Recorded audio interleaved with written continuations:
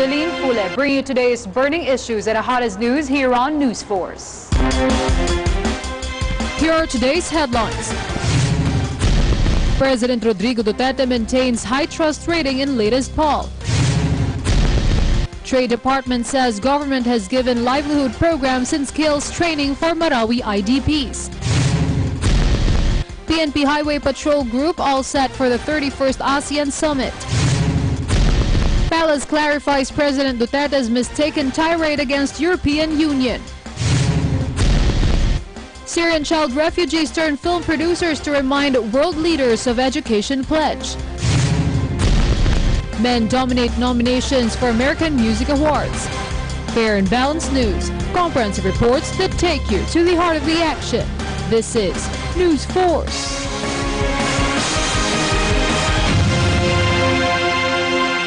Our top story, President Duterte has been in power for more than a year, and survey shows majority of Filipinos still approve and trust him. According to a recent Pulse Asia survey, 80% of Filipinos still approve of the president's work.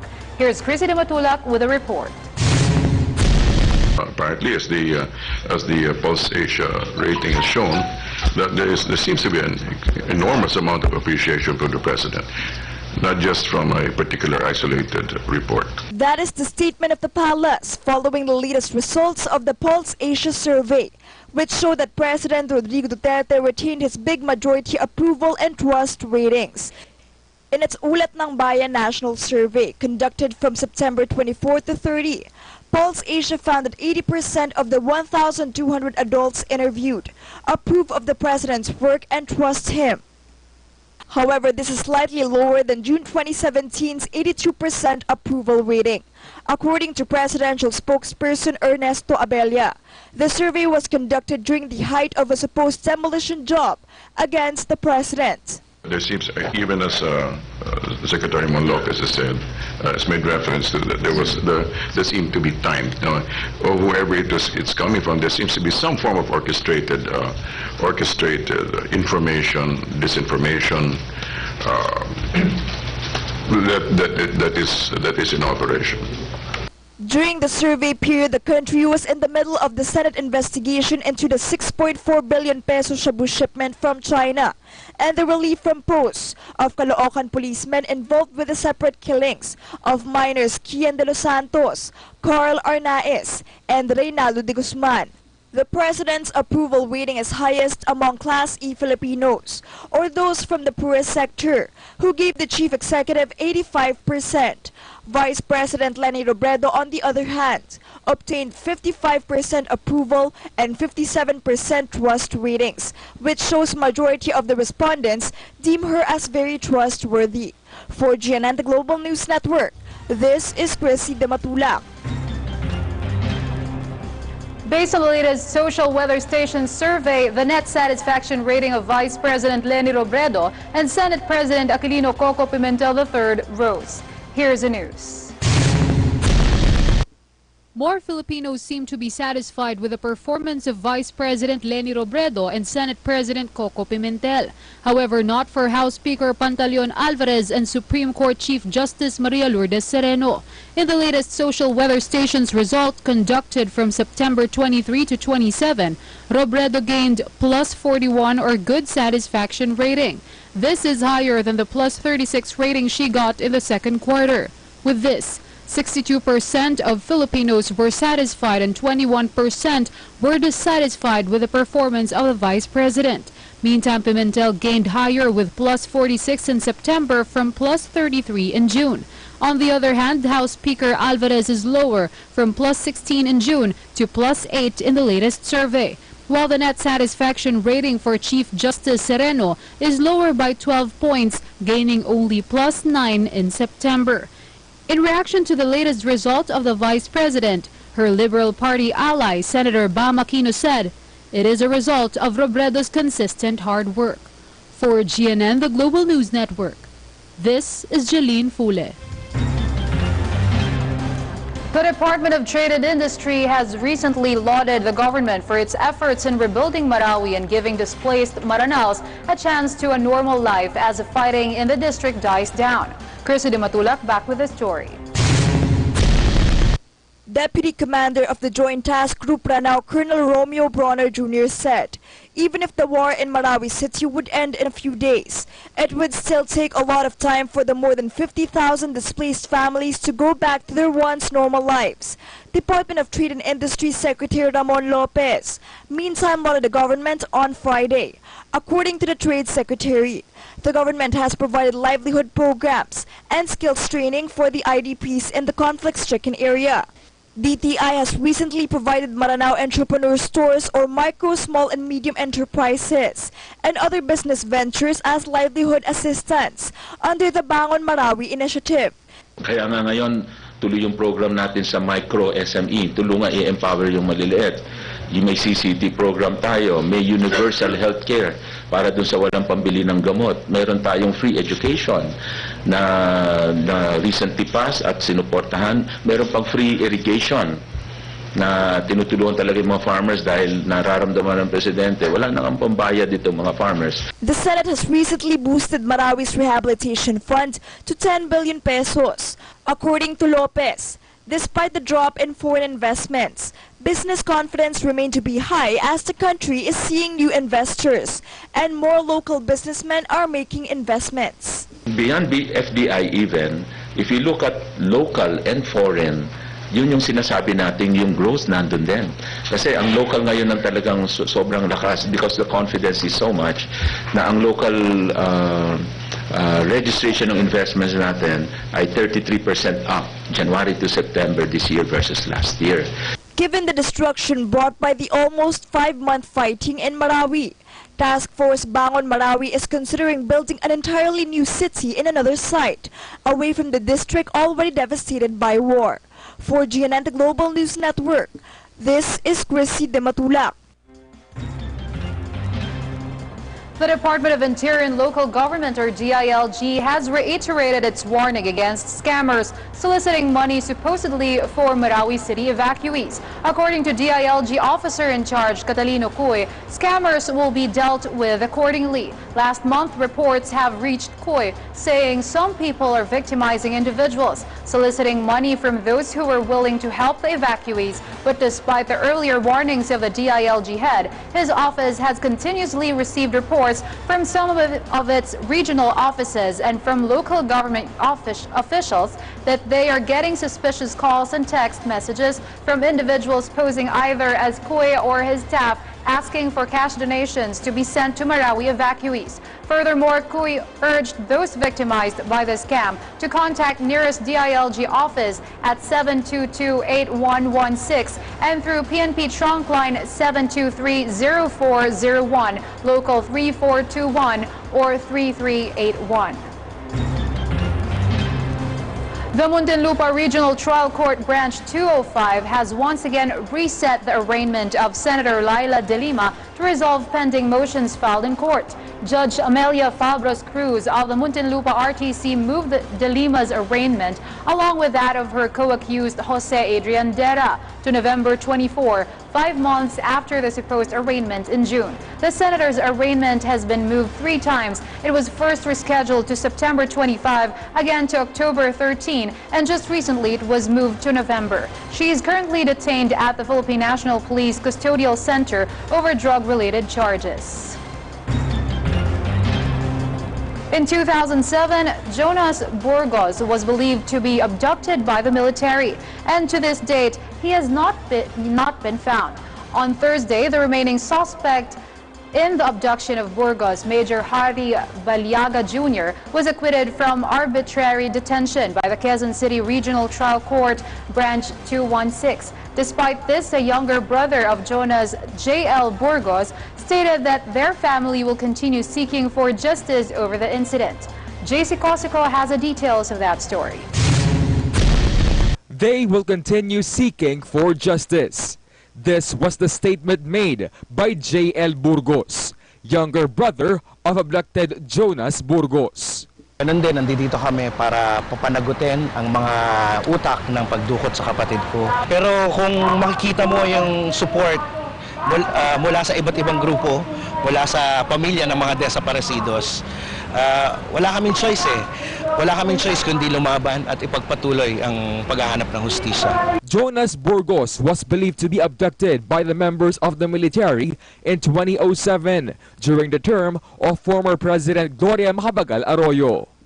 He was reportedly connected with the Alyansa Magbubukid ng Bulacan, local chapter of Militan Kilusang Magbubukid ng Pilipinas. To this day, he has not been found. On October 12, the Quezon City Regional Trial Court Branch 216 has acquitted Major Hari Baliaga, the only remaining suspect in the abduction of Burgos, not guilty of arbitrary detention. Thus, the younger Burgos showed disappointment. Frustrating talaga siya sa pamilya, sa nanay ko, sa asawa ni Jonas. Talaga siya, nakakapanghina. Burgos also slammed current Armed Forces of the Philippines Chief of Staff General Eduardo Año, saying he was one of the people behind the abduction. In 2013, the Justice Department, through a decision, dismissed charges against Año and other army officials over the abduction incident. Meantime, Burgos said that they are in constant talks with the Human Rights Commission and their camp is studying further legal remedies to resolve the case. For GNN, the Global News Network, this is JC Cosico. The Alliance for the Advancement of People's Rights, or Karapatan, condemned the decision of the Quezon City Regional Trial Court Branch 216 to acquit Major Baliaga from arbitrary detention, the only remaining suspect in the abduction of political activist Burgos. According to the group, the acquittal is a manifestation of the prevalent climate of immunity in the Philippines. Thus, they are seeking for justice, asking the government to take action against those accountable over the incident, mentioning current Armed Forces of the Philippines Chief of Staff General Eduardo Año. Burgos was a political activist abducted in 2007 during the term of former President Gloria Macapagal Arroyo, and up to this date, he has not been found. Well, nakakagalit, kasi 10 taon na siyang nawawala at wala kaming mga pamilya niya at mga kaibigan niya at mga taga-suporta ay walang alam kung nasaan siya at wala pa rin napapanagot. 3 presidente na ang nagdaan, dinukot siya ng panahon ni dumaan ang panahon ni Noynoy Aquino at ngayon yung panahon ni Duterte, wala ni isang napanagot doon sa pagdukot kay Jonas Burgos. Ang panawagan natin ay bigyan ng katarungan talaga yung pagdukot pagkawala ni Jonas Burgos. Lalo na hindi lang naman si Baliaga ang salarin dito, kundi yung si General Año din, na ngayon ay humahawak ng isang posisyon sa gobyerno. PNP Highway Patrol Group all set for 31st ASEAN Summit. Palace clarifies President Duterte's mistaken tirade against European Union. And Commission on Human Rights welcomes PIDEA as lead in administration's drug war operations. Stay tuned for those stories and more reports when News 4 returns.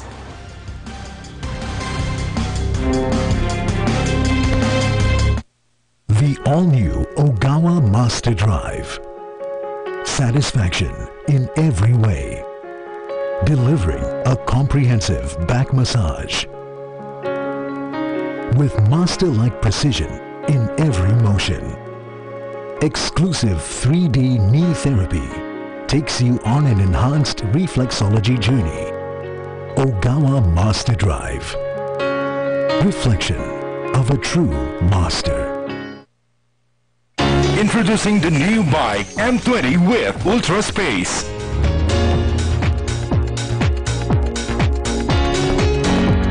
Hands-free Bluetooth.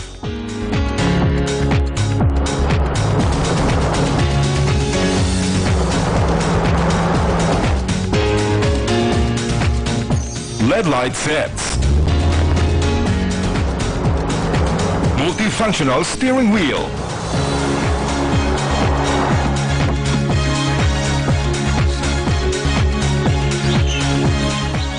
Electronic power steering.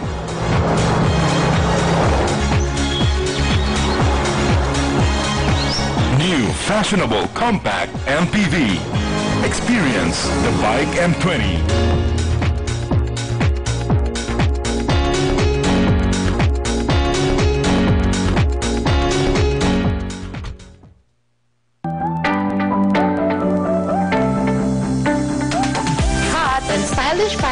items for women. Unique products for men. Be in your top shape with health and wellness. Grab and get with your Get Go gadgets. Be anywhere around the world with easy travel. Brighten someone's day with our gift and souvenirs. Amazing items for our precious pets. Road safety essentials with our automotive parts. Make your everyday living worthwhile with home and living. Special gifts for our little ones and kids. Complete your shopping experience with our nationwide free shipping with no minimum amount needed. Online shopping experience has never been this good. With quality products and fast transactions, Easy Mall is all you need. Easy does it!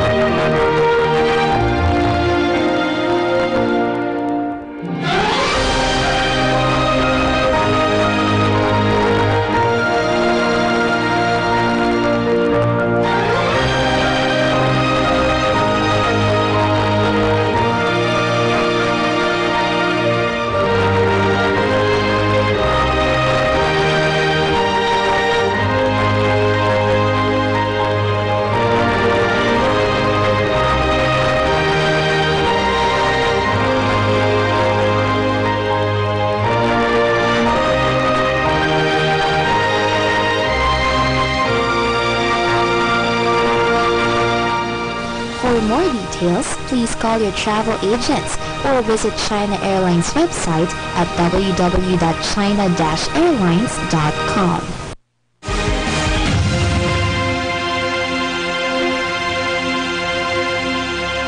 Security preparations are all set for the 31st Association of Southeast Asian Nations or ASEAN Summit in November. The Philippine National Police Highway Patrol Group or PNP-HPG is set to conduct simultaneous exercises starting October 26. Rosan de la Cruz has more of the details. We are all set nun. Ngayon ang ginagawa na lang natin is yung route familiarizations natin and maintenance doon sa mga natin. Mga mobilities and assets natin kasi baka maya-maya dyan during the CIMEX may bibigay ng mga mobility natin, so ginagawa natin yan. Security preparations for the 31st Association of Southeast Asian Nations Summit in November are already in place. This comes as the country prepares for the arrival of heads of states, senior officials, and other delegates of 10 member states of the regional bloc, as well as of the ASEAN Plus 3 and the East Asia member states. The Philippine National Police Highway Patrol Group on Friday said 500 personnel will be deployed to ensure the safety of the visitors in November. PNP-HPG spokesperson Senior Inspector Jem Delantes added, this personnel will come from different regions to augment the troops in Manila. Hindi kaya ng headquarters namin yung ganon kadami, so we requested the RHPUs from the different regions, mga HPG namin sa different regions to send mobility and personnels to augment during the ASEAN meeting. Delante cited 2 deployments of personnel, the Presidential Security Group, which will be in charge of the convoy packages of heads of states, and the Police Security and Protection Group, which will consist the convoy packages of senior officials and ministers. Furthermore, Delante said the PNP-HPG will conduct simultaneous exercises and route familiarization from Manila to Clark and vice versa starting October 26. On Wednesday, the Department of Foreign Affairs said it has convened the joint consultative meeting to deliberate on the proposed outcome documents to be adopted or issued by the ASEAN leaders during their summit. After the said meeting, the ASEAN foreign affairs officials will meet with their counterparts from China, Japan, and South Korea under the ASEAN Plus 3 senior officials meeting, then with senior officials of the East Asia Summit, which includes Australia, China, India, Japan, New Zealand, South Korea, Russia, and United States. The 31st ASEAN Summit and other related meetings will be held in Manila from November 10 to 14. For GNN, the Global News Network, this is Rosan de la Cruz. The Metropolitan Manila Development Authority, or MMDA, has once again reminded the motorists to avoid passing by the roads that would be affected by a convoy dry run on Sunday in preparation for the ASEAN Summit in November. This will be the 3rd time that the MMDA will be conducting this dry run. From Clark International Airport, Pampanga to Metro Manila, affected roads would be Subic-Clark-Tarlac Expressway, North Luzon Expressway, Epifanio de los Santos Avenue. Meantime, going to the Manila Hotel and Manila, affected roads would be SLEX, Skyway, Buendia Extension, Jokno Boulevard, Rojas Boulevard. While going to Taguig, Makati, and Pasay City, McKinley Street, 5th to 30th Streets, Ayala Avenue, Makati Avenue, Halandoni Street, Arnay Street, V. Soto Street must be avoided. After President Duterte lambasted the European Union ambassadors on Thursday, asking them to leave the country within 24 hours, Malacanang has immediately clarified the chief executive's mistaken tirade. Here's the news. There is no directive for the European Union ambassadors to leave the country. That makes reference to the 7-man team, basically that. I mean, the focus was on that. And again, the European delegation has already issued a clarification that it cleared the air, in other words, that the 7-man team was not the EU itself, okay? This was a clarification of presidential spokesperson Ernesto Abella. President Duterte on Thursday launched another tirade against the European Union for supposedly lobbying for the Philippines' removal from the United Nations. The chief executive went berserk and asked the EU ambassadors to leave the Philippines within 24 hours. Abella explained that the chief executive's remarks were directed at a statement of a group of parliamentarians which is not included in the European Union, and their irresponsible statements protesting the alleged killings under the Duterte administration. On Monday, a mission of international parliamentarians and civil society leaders urged the Duterte government to stop the alleged extremely alarming number of drug suspects being killed in the war against illegal drugs and the administration's supposed aggressive efforts to silence its critics.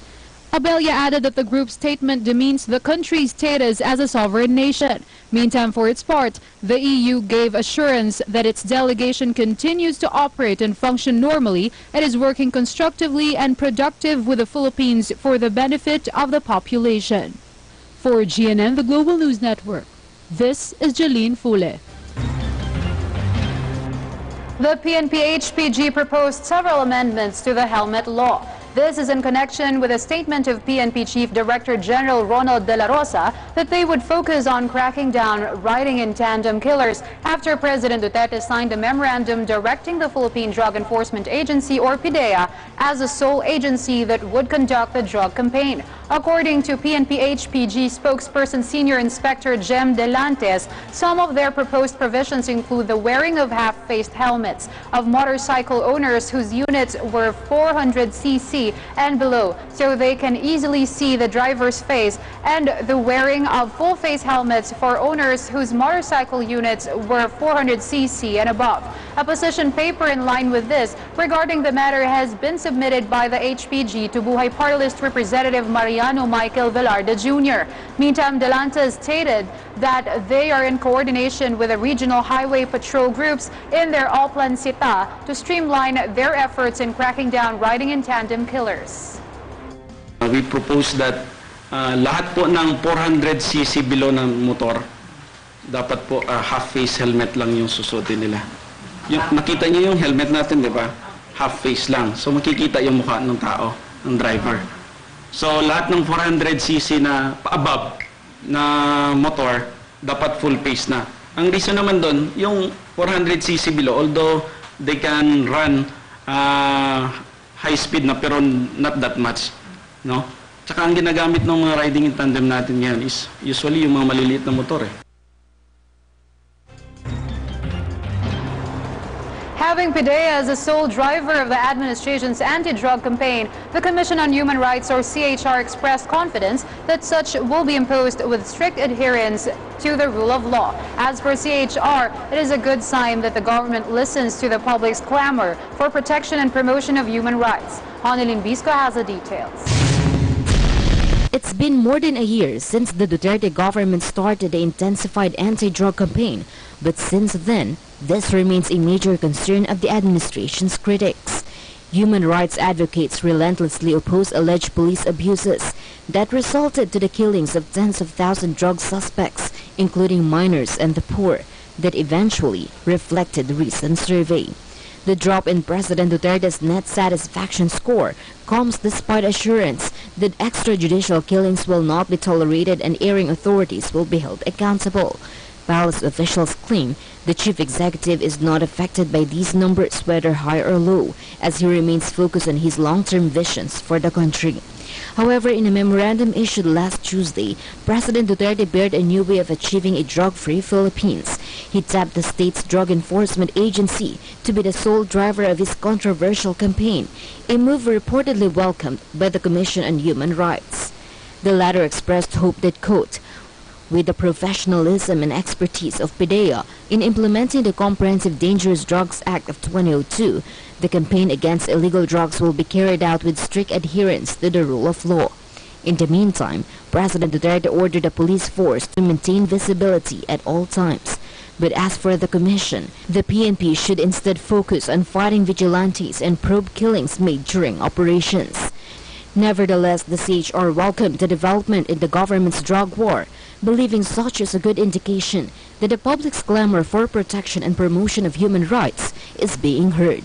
For GNN, the Global News Network, this is Honilin Bisco.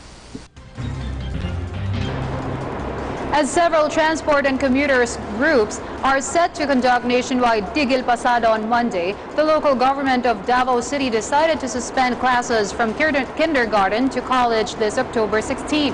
The announcement was made by Mayor Inday Sara Duterte Carpio, noting that the city government fully respects the transport strike on the said day. Mayor Duterte Carpio said buses will be deployed to assist passengers in observance of their high-priority bus system. On the other hand, she reminded that crimes committed during the strike will not be tolerated. Meantime, the Land Transportation Franchising and Regulatory Board alerted its Joint Quick Response Team to assist affected commuters all over the country.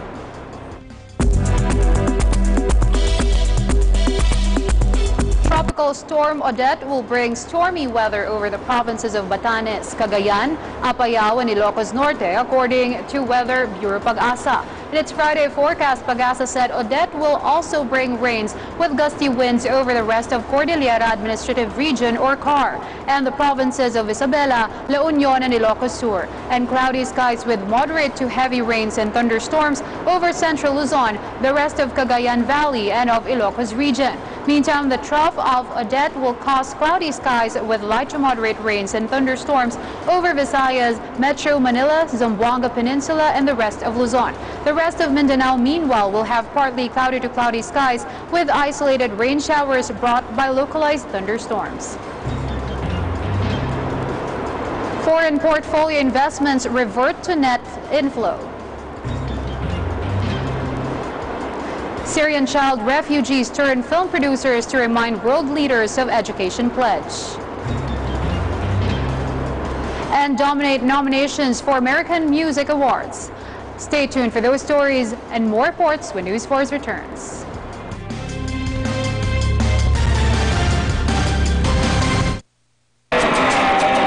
Objection! Back here! It's your spine talking. You're overworking us. We're exhausted. No worries. Ogawa Master Drive uses 4D thermal rollers. The extended L-track takes care of your spine. Thank you! Ogawa Master Drive. Ogawa. Introducing the new bike M20 with Ultra Space.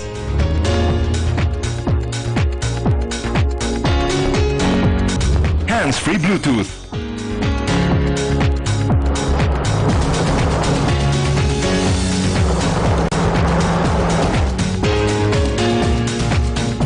LED light sets. Multifunctional steering wheel.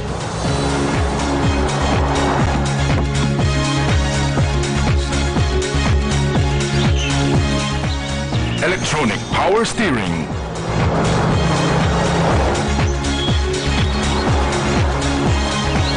New fashionable compact MPV. Experience the bike M20.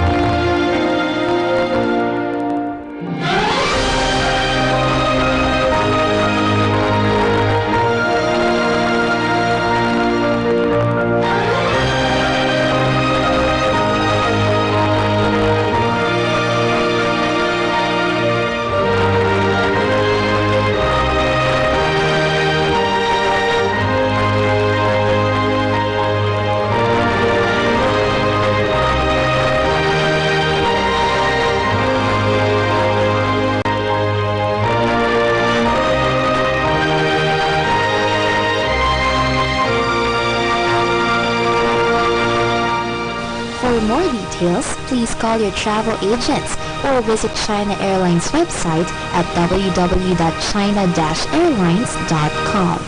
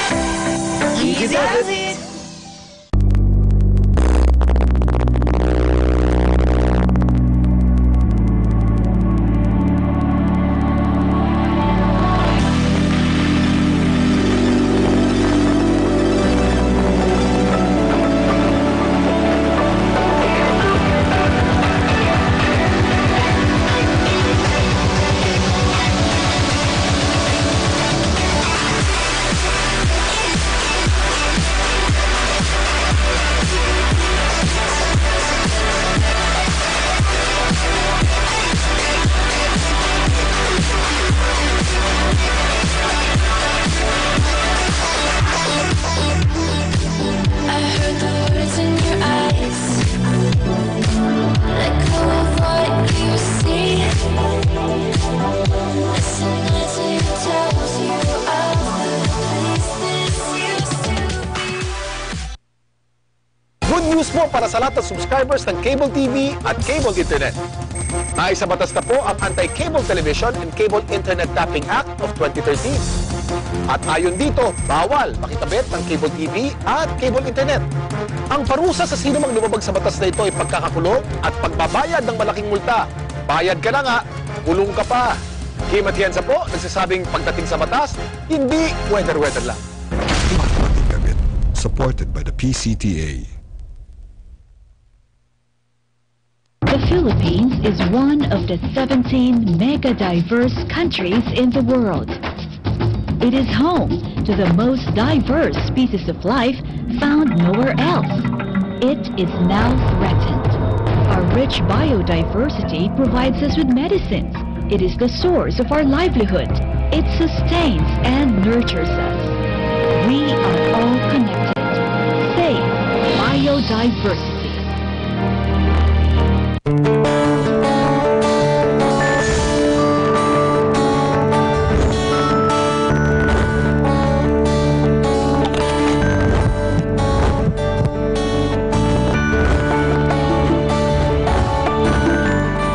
Southeast Asia is home to a significant number of migratory species, but these face several threats. CMS is the global environmental treaty that brings together the range countries of migratory animals. From October 23 to 28 of this year, the government of the Philippines will host the 12th Conference of Parties to CMS in Metro Manila. Let us work together to conserve and protect the migratory wildlife which we all share. Their future is our future.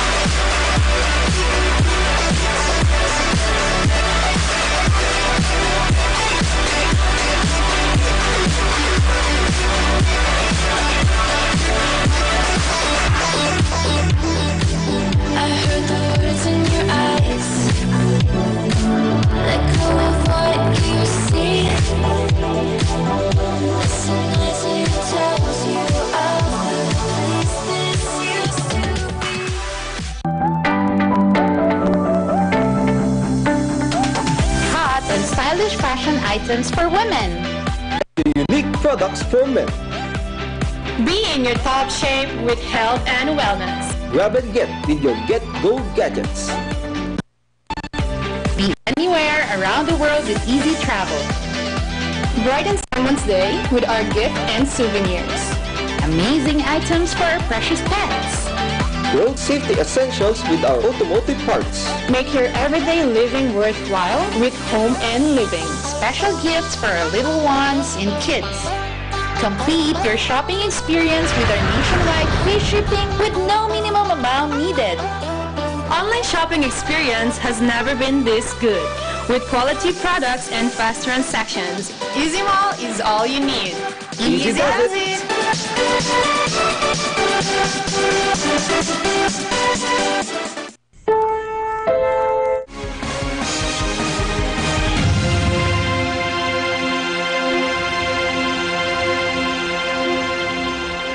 Activists and the Bonifacio Global City Police were caught having a confrontation after several groups staged a protest in front of the building of a large financial institution in Taguig.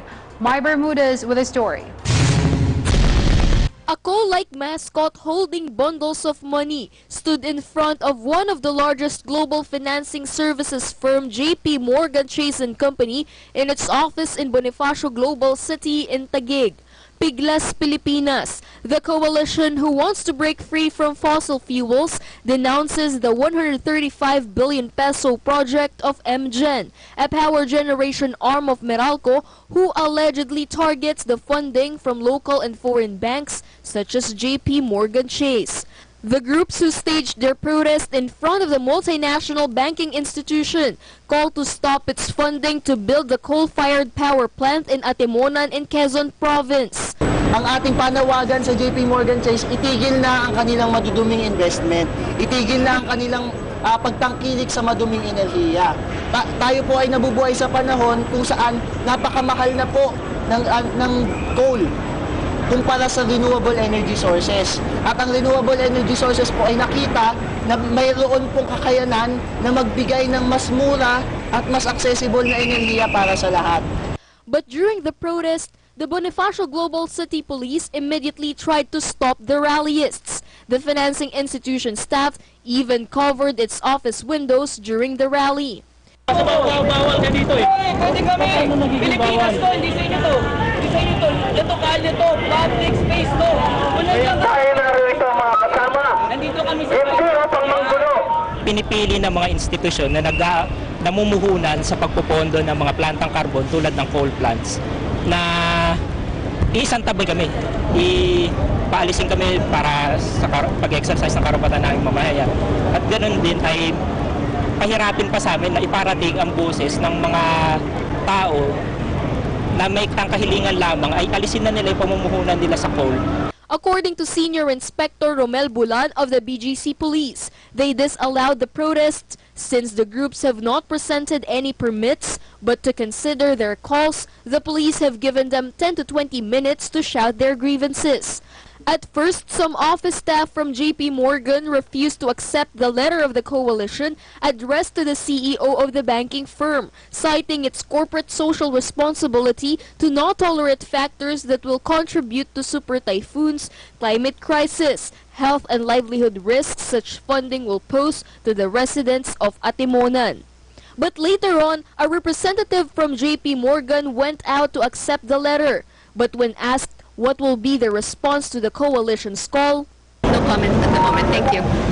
The coalition also decries the Duterte administration's move to allegedly increase the share of coal in the country's energy mix. In a response sent by DOE Undersecretary Wimpy Fuentebella, the agency is technology neutral as they look into the demand behavior of power consumers and optimize the needed power supply.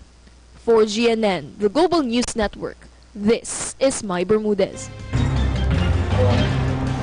The decline in presidential trust and credibility is sharper than before. These are the words of former President Fidel Ramos following the latest tirade of President Duterte against the European Union. Ramos, who spoke on the sidelines of the ASEAN Leadership Forum in Makati City, however, opted not to elaborate. President Duterte's strong words against the European diplomats that threatened them to leave the Philippines within 24 hours stemmed from an alleged European delegation statement which urges Manila to stop the killings related to the controversial campaign against narcotics. If such would continue, the 7-member delegation of the Progressive Alliance and Party of European Socialists warned the Philippines' generalized scheme of preferences plus may be affected. The latter is a tariff mechanism giving Manila the privilege of exporting zero-duty merchandise to EU member countries.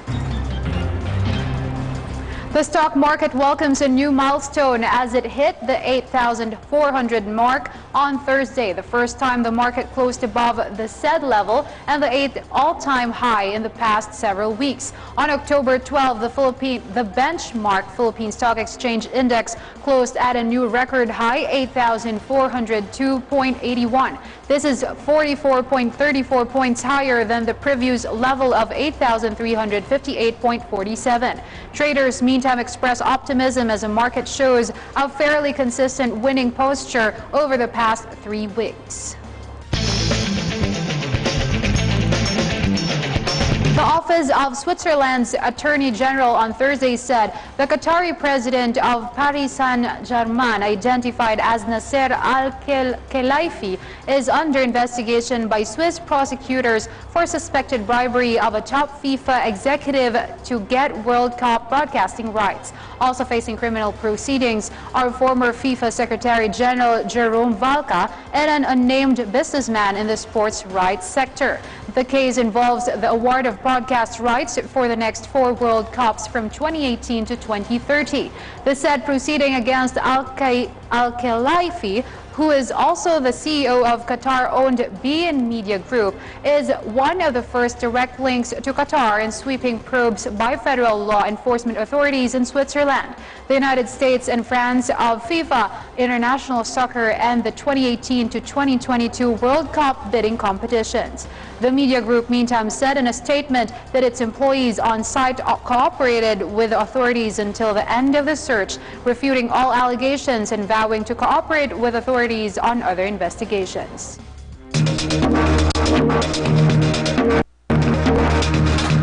Foreign portfolio investments swung to a net inflow of $112.63 million in September, while a Korean investment group is eyeing to build a tourism estate in Clark Freeport Zone. Chrissy Matulak with the Business News. Foreign portfolio investments reverted to a net inflow in September as investors cheered the approval of the first package of the comprehensive tax reform program by the Senate. According to the Bangko Sentral ng Pilipinas, foreign investment or hot money yielded a net inflow of $112.63 million in September. The Senate Committee on Ways and Means, chaired by Senator Sonny Angara, approved its own version of the Tax Reform for Acceleration and Inclusion Act, being pushed by the Department of Finance, headed by Secretary Carlos Dominguez. The first package of the tax reform program slashes personal income tax rates and raised taxes on consumption, such as on sweetened beverages. In other news, a Korean-led group is investing 2.6 billion pesos to develop a new tourism estate at the Clark Freeport Zone. This is according to the Clark Development Corporation, which added that the project, dubbed as the Sharp Clark Hills, will be situated in a 2.2-hectare property in Clark and would be a joint venture of South Korea's POSCO Engineering and Construction and JB Crest Corporation. The project is eyed to be Clark's first premium residential town. It is set for completion by 2020. For the news in business and economy, this is Chrissy de Matulak.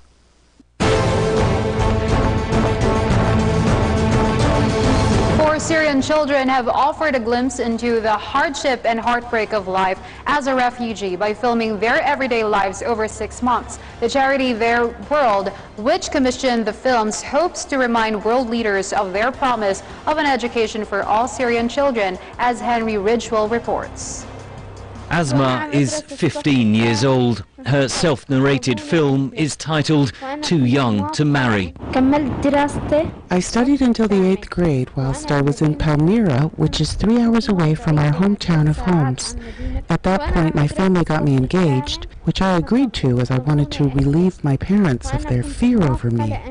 Asma's parents feared Syrian fighters would attack their unmarried daughter. She was just 12 years old on her wedding day. I got pregnant 4 months into my marriage. I was very happy I was going to have a child, but I was also afraid of labor. Asma is now living in Turkey, pregnant with her second child, unable to study and struggling to cope. Her film is one of 4 overseen by the charity Their World. The idea stems from an $11 billion pledge made at a 2016 Supporting Syria conference in London. World leaders said they will get every Syrian child back into school.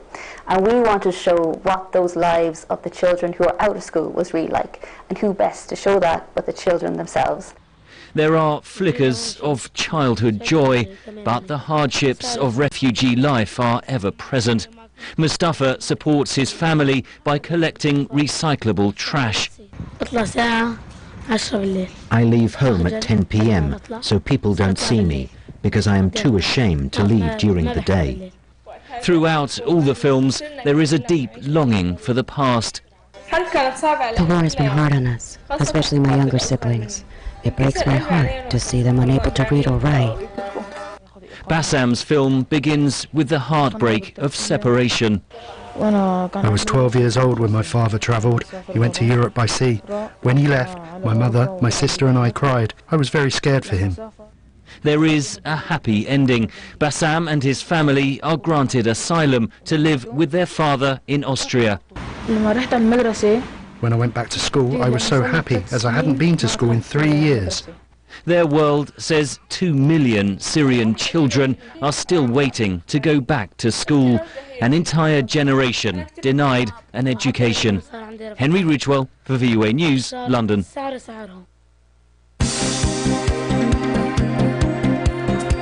Steven Seagal pays courtesy call on Philippine President Rodrigo Duterte, while men dominate nominations for American Music Awards. Annalyn Bisco has the entertainment news. Hollywood actor Steven Seagal paid a courtesy call in Malacanang on Thursday. Accompanied by former Ilocos Sur Governor Luis Chavez Singson, the action movie star met President Rodrigo Duterte. During their meeting, President Duterte reiterated his strong stance against the harmful substances. He even told Seagal that he used to have karate lessons. Meanwhile, Seagal is in the country to scout a location for a new film about illegal drugs and other crimes. In other news, Thursday's nominations for American Music Awards were led by men artists. Among them include Bruno Mars and Ed Sheeran for their respective hits That's What I Like and Shape of You. Other nominees were Drake, who was also in the running in both the pop rock and rap fields, and rapper Kendrick Lamar, as well as electronic duo The Chainsmokers. Women have frequently been vying for the said top prize, with Taylor Swift winning 3 times and Ariana Grande taking it last year. But Thursday's Music Awards changed it, since the category took its current form in 2002. Unlike Grammy Awards, winners for American Music Awards are determined by fans voting. For entertainment news, Annalyn Bisco. And here's a recap of today's headlines. Here are today's headlines. President Rodrigo Duterte maintains high trust rating in latest poll. Trade Department says government has given livelihood programs and skills training for Marawi IDPs. PNP Highway Patrol Group all set for the 31st ASEAN Summit. Palace clarifies President Duterte's mistaken tirade against European Union. Syrian child refugees turn film producers to remind world leaders of education pledge. Men dominate nominations for American Music Awards. Fair and balanced news, comprehensive reports that take you to the heart of the action. This is News Force.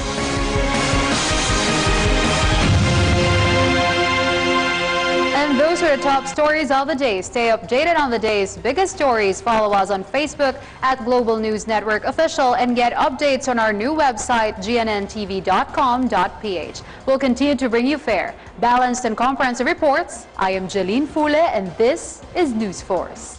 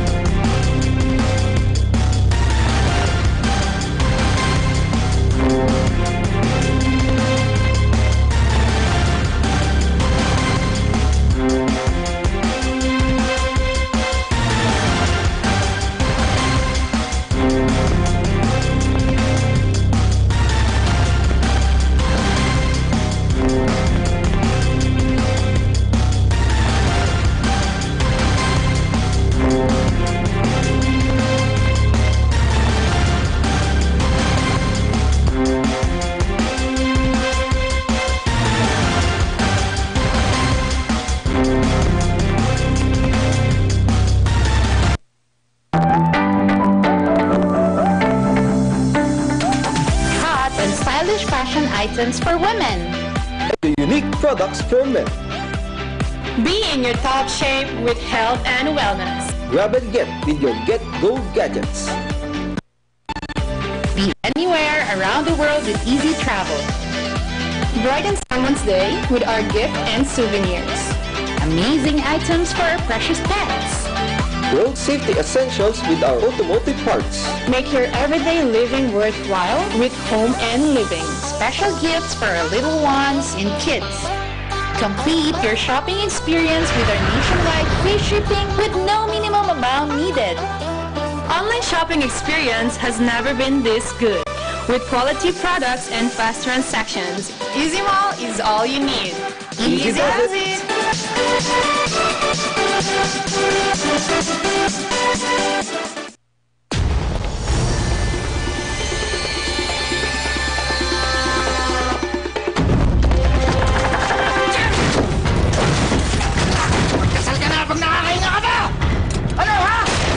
Paano kung hindi na palalaro ang karahasan sa mga nanonood na kabataan? Sige! Warta! Mabuhay niya! Kaya kaagapay ninyo ang MTRCB rating bilang gabay. This program is rated PG. It contains themes and scenes which may not be suitable for very young audiences. Parental guidance is advised.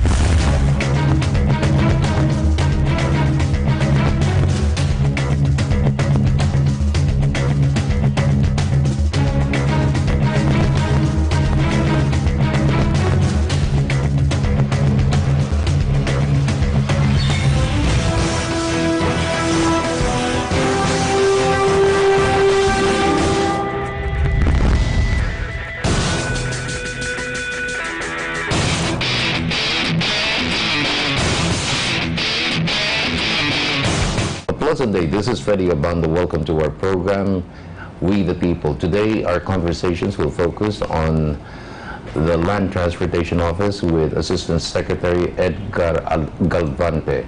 And primarily, we'll be talking about several issues that he has been dealing with ever since he assumed the office. Primarily, one, plate numbers and, of course, registration, and ensuring that the LTO, which has been dubbed as one of the most corrupt agencies in the past, the reforms that he has undertaken. A pleasant day to you, sir, and welcome to our program. Good afternoon, and I am glad to see you again, knowing that once upon a time, many years ago, we were working together in the city of Davao. Yes, sir.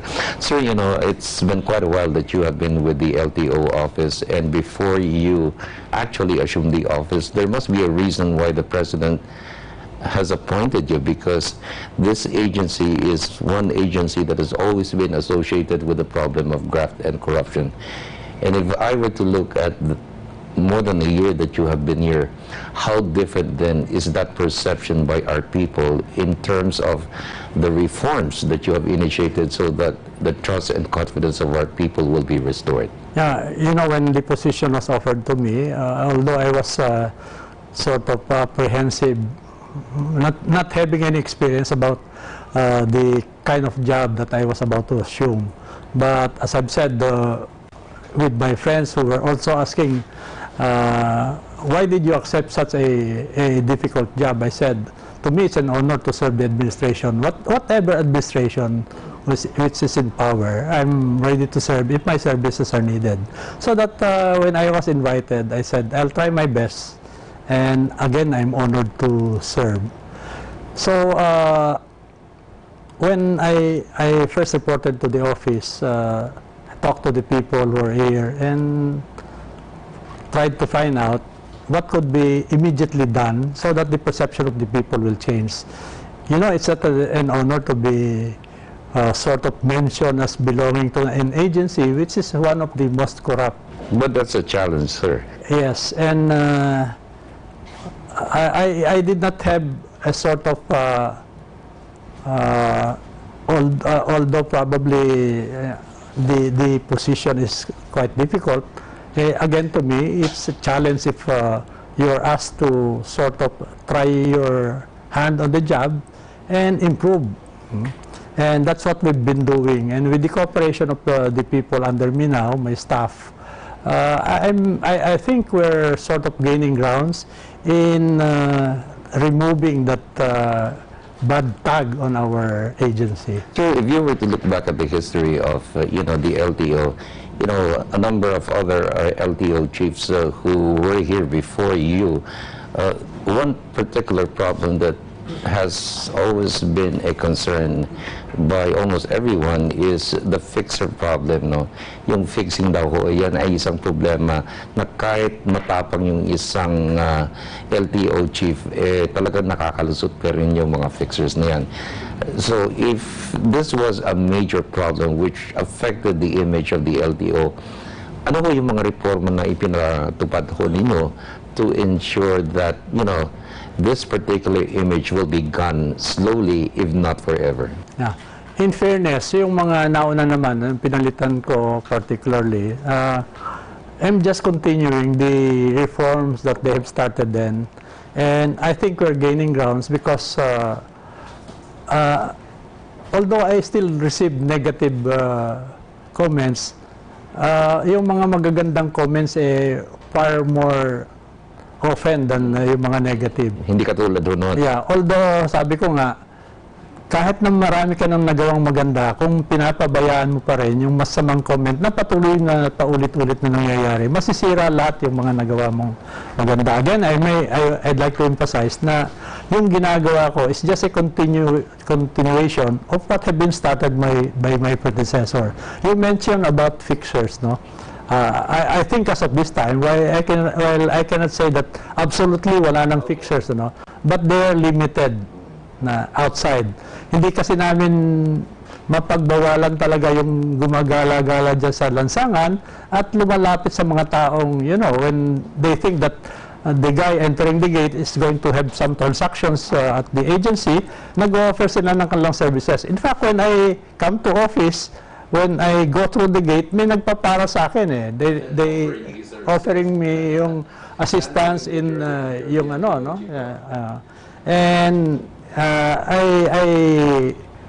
I always mention it to the staff, to the rank and file, that never should we sort of work with these people who are offering these supposed services.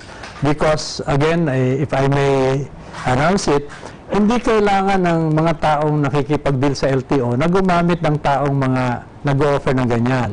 In fact, they don't have to pay anything outside of what is receipted para maibigay ng serbisyong pinakailangan nila. There are some cases na sa palagay nila, medyo may komplikasyon yung kanilang kailangan. They are free to come to my office and we will discuss kung ano magagawa. For example,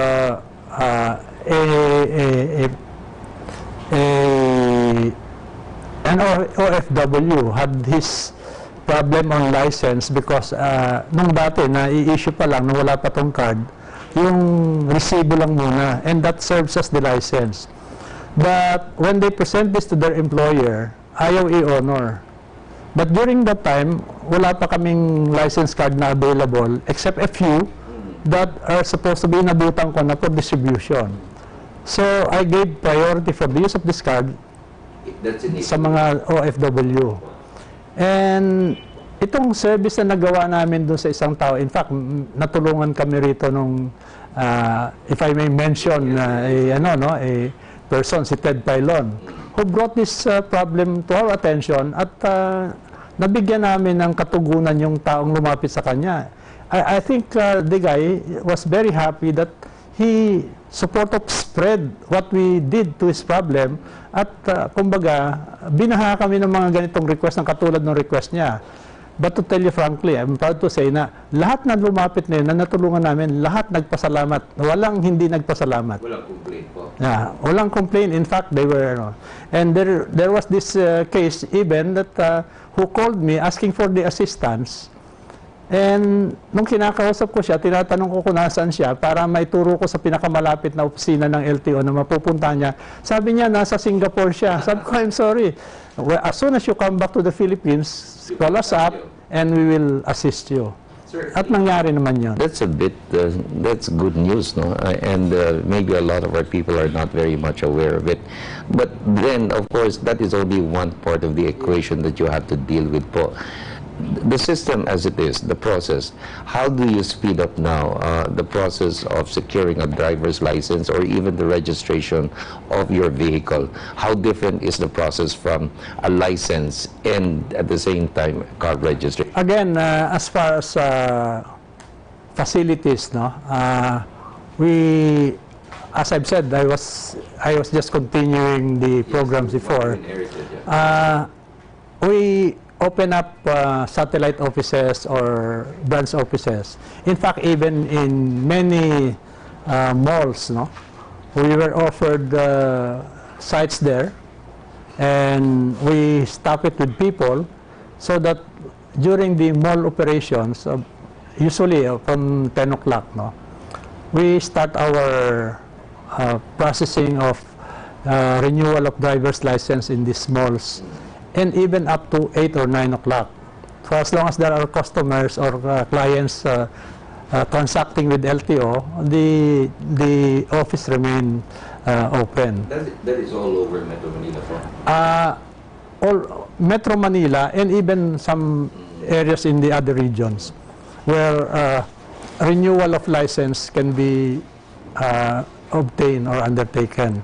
We hope to offer all the other services for as long as there are facilities available.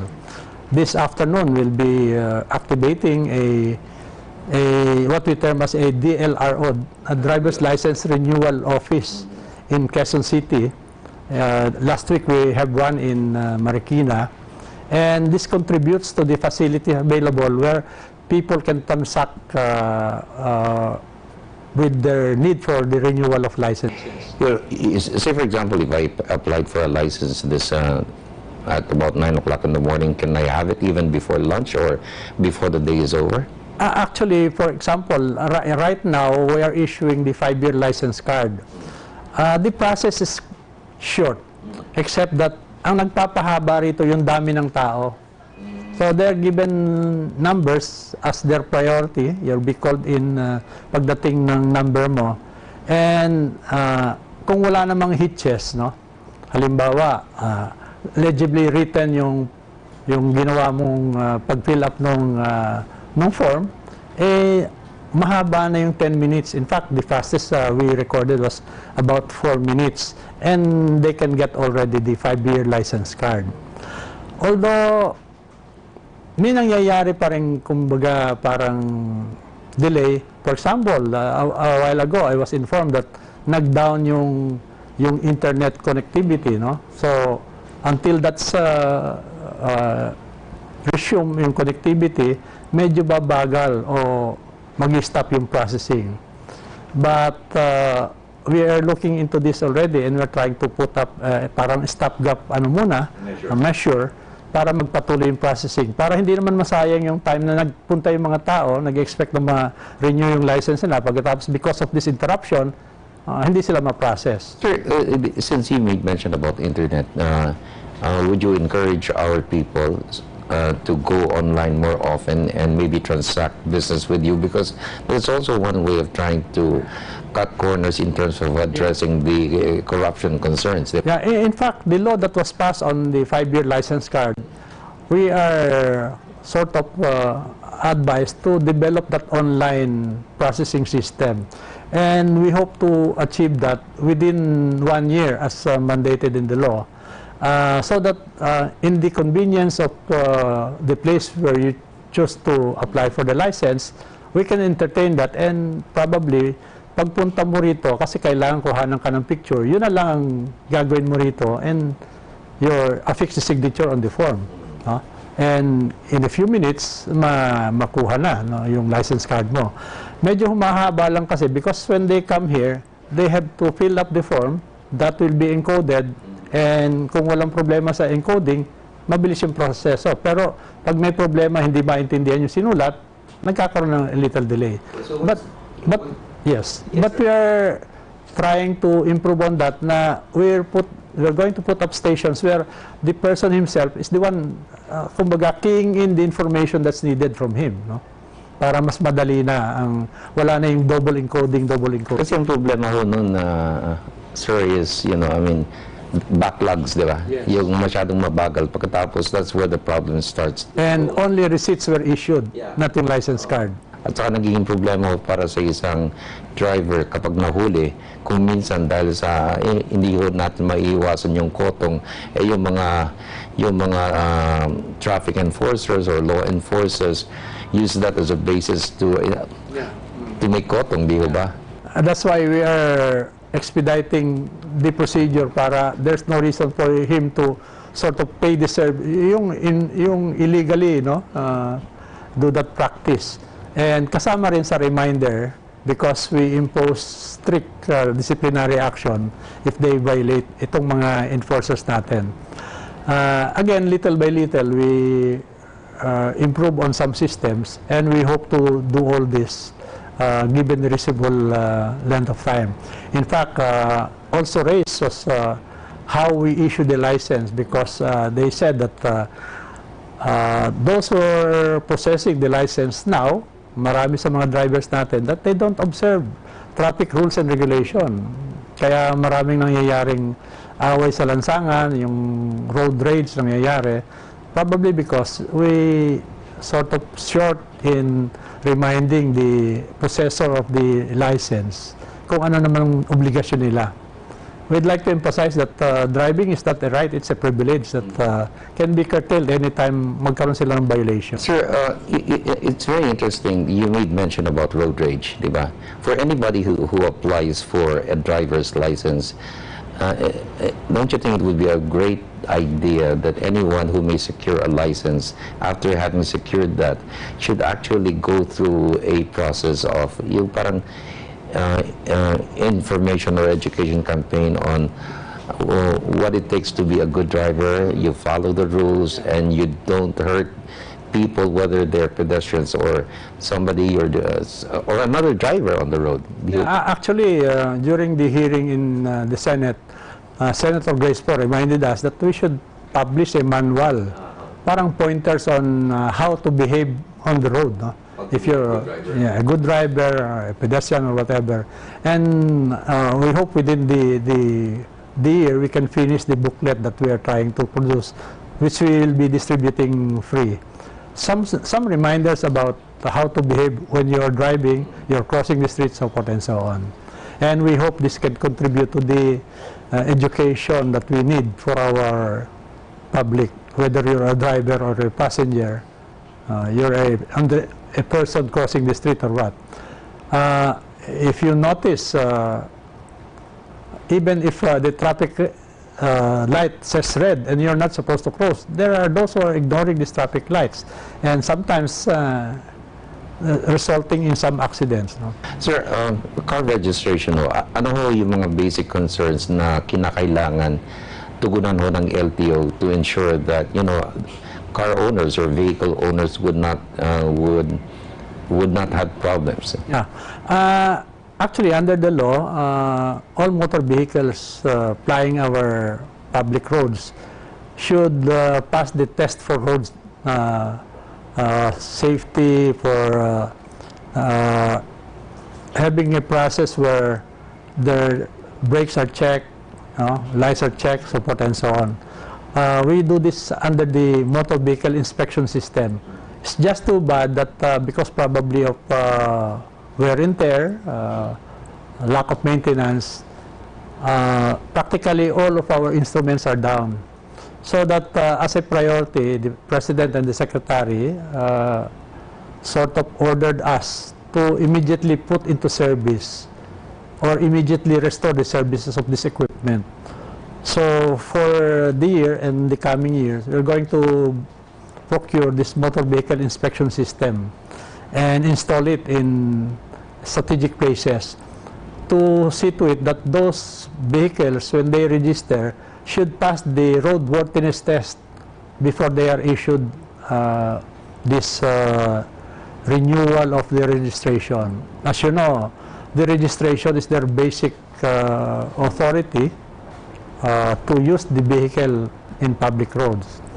There are so many accidents probably that could have been prevented had we been sort of stricter in the way we evaluate vehicles. Medyo hindi ako makapaniwala dun sa ginagamit mo yung sakyan tapos biglang mawawala na lang ng preno.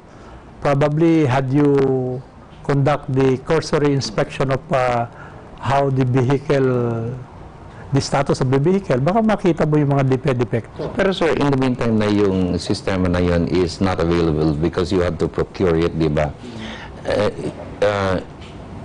What guarantees do you have now that the vehicle that, say for example, I buy and register from a car company or a car dealer is actually safe for me? Kung bago, at least there is a strict procedure conducted by the manufacturer so that their product are past the standard, the safety standard, the quality standard.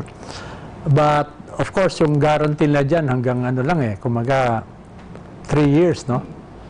But as a requirement, in every year that the vehicle is supposed to renew its registration, the owner of the vehicle presents their vehicle subject this to the inspection, motor vehicle inspection. Except that the inspection could be more accurate, much more accurate, if we have the assistance or have the, as a tool, the automated, the instruments that can determine yung need for the vehicle maintenance, how the brakes are functioning, how the steering is functioning, so forth. And many of these cannot just be evaluated or seen by the naked eye. That's why we really need the equipment to undertake this. So that they're saying the electronic procedure, we can see the defect of the vehicle, and thus we cannot necessarily issue the evaluation that it's roadworthy if the defect of the vehicle noticed by this inspection has not been corrected by the owner. You're just talking about the roadworthiness of a vehicle. What about the pollution as it is, di ba? That's part. Kasama na ako doon. At supposedly, while the vehicle is undergoing the inspection, yung pinaka-last station nito is checking the emission. If the emission is within the standard set, no? Kasi tinitignan dito yung carbon dioxide emission, which is polluting the environment. Ano pa po ba yung mga ibang requirements or concerns that is of course being raised by vehicle owners regarding the car regarding registration, which you have addressed? Actually, for new vehicles, ang isang malaking malaking angal nila is that they have paid for the vehicle already, but they are not yet allowed to use the vehicle because they have not been issued the certificate of registration. So how do you do that? We try to shorten the procedure, the process, but we need the cooperation also of the car dealers. And the practice of, kumbaga, iniipon muna yung mga vehicles yung records ng vehicles na nabenta, then dadalhin nila na halos sabay-sabay. It really takes time, but we try to reduce the processing time to about 7 days at most.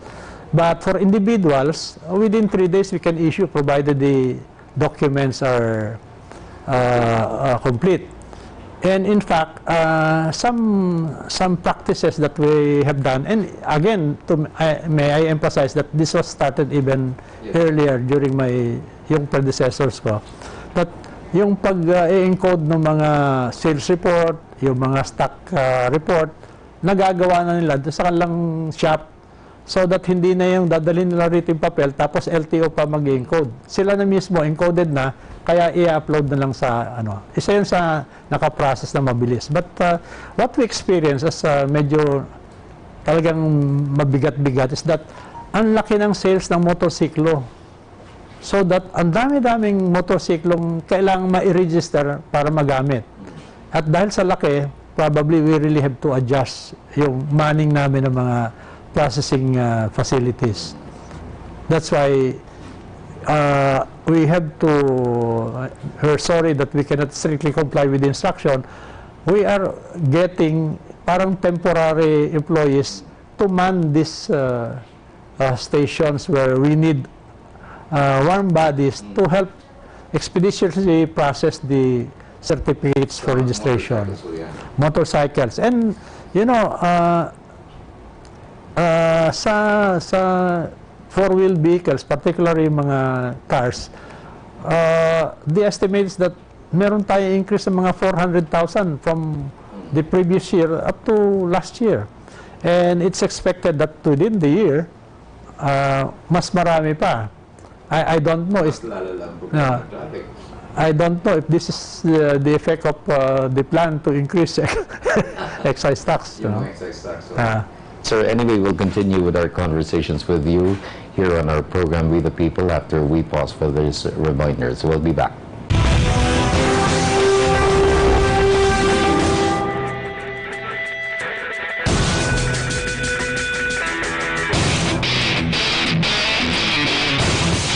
Introducing the new bike M20 with Ultra Space.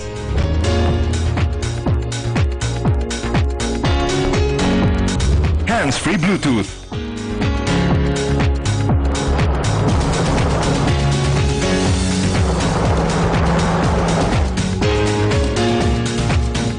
LED light sets.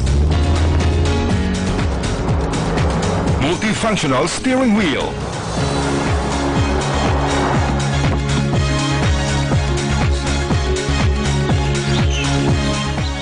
Electronic power steering.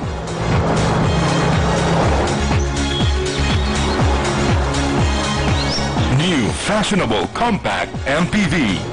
Experience the bike M20.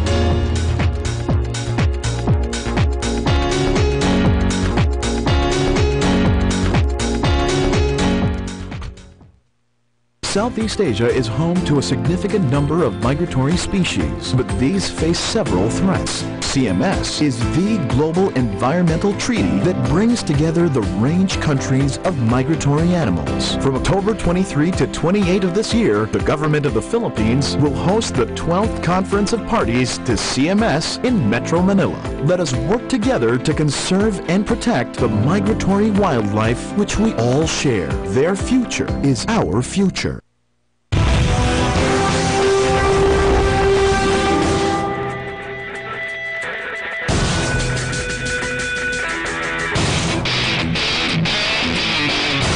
We're back with the program We the People, and joining us in our conversations on this particular episode of this program is Assistant Secretary Edgar Galvante, who is the Chief of the Land Transportation Officer. Alam nyo, ever since, well, even before President Duterte assumed office and he appointed you, plates has always been a problem, and you know, the 3.8 billion motor vehicle license plate standardization program implemented by the Aquino administration suffered a hitch. Ang naging problema, it was disallowed by the Commission and Audit. Ang tanong nga dyan ano yung ginawa ko ninyo? I mean, it's important to say that, you know, since you're knowing you for so long, you're an action man, is what initial measures have you undertaken to ensure na yung problema na yan nagkakaroon ho ng solusyon, no matter how difficult it is? Actually, when we took over, we tried to find out what we can do. And in fact, we made representation with the Commission on Audit. We wrote and we visited the chair of the Commission on Audit requesting for reconsideration na if possible ma-lift yung disallowance.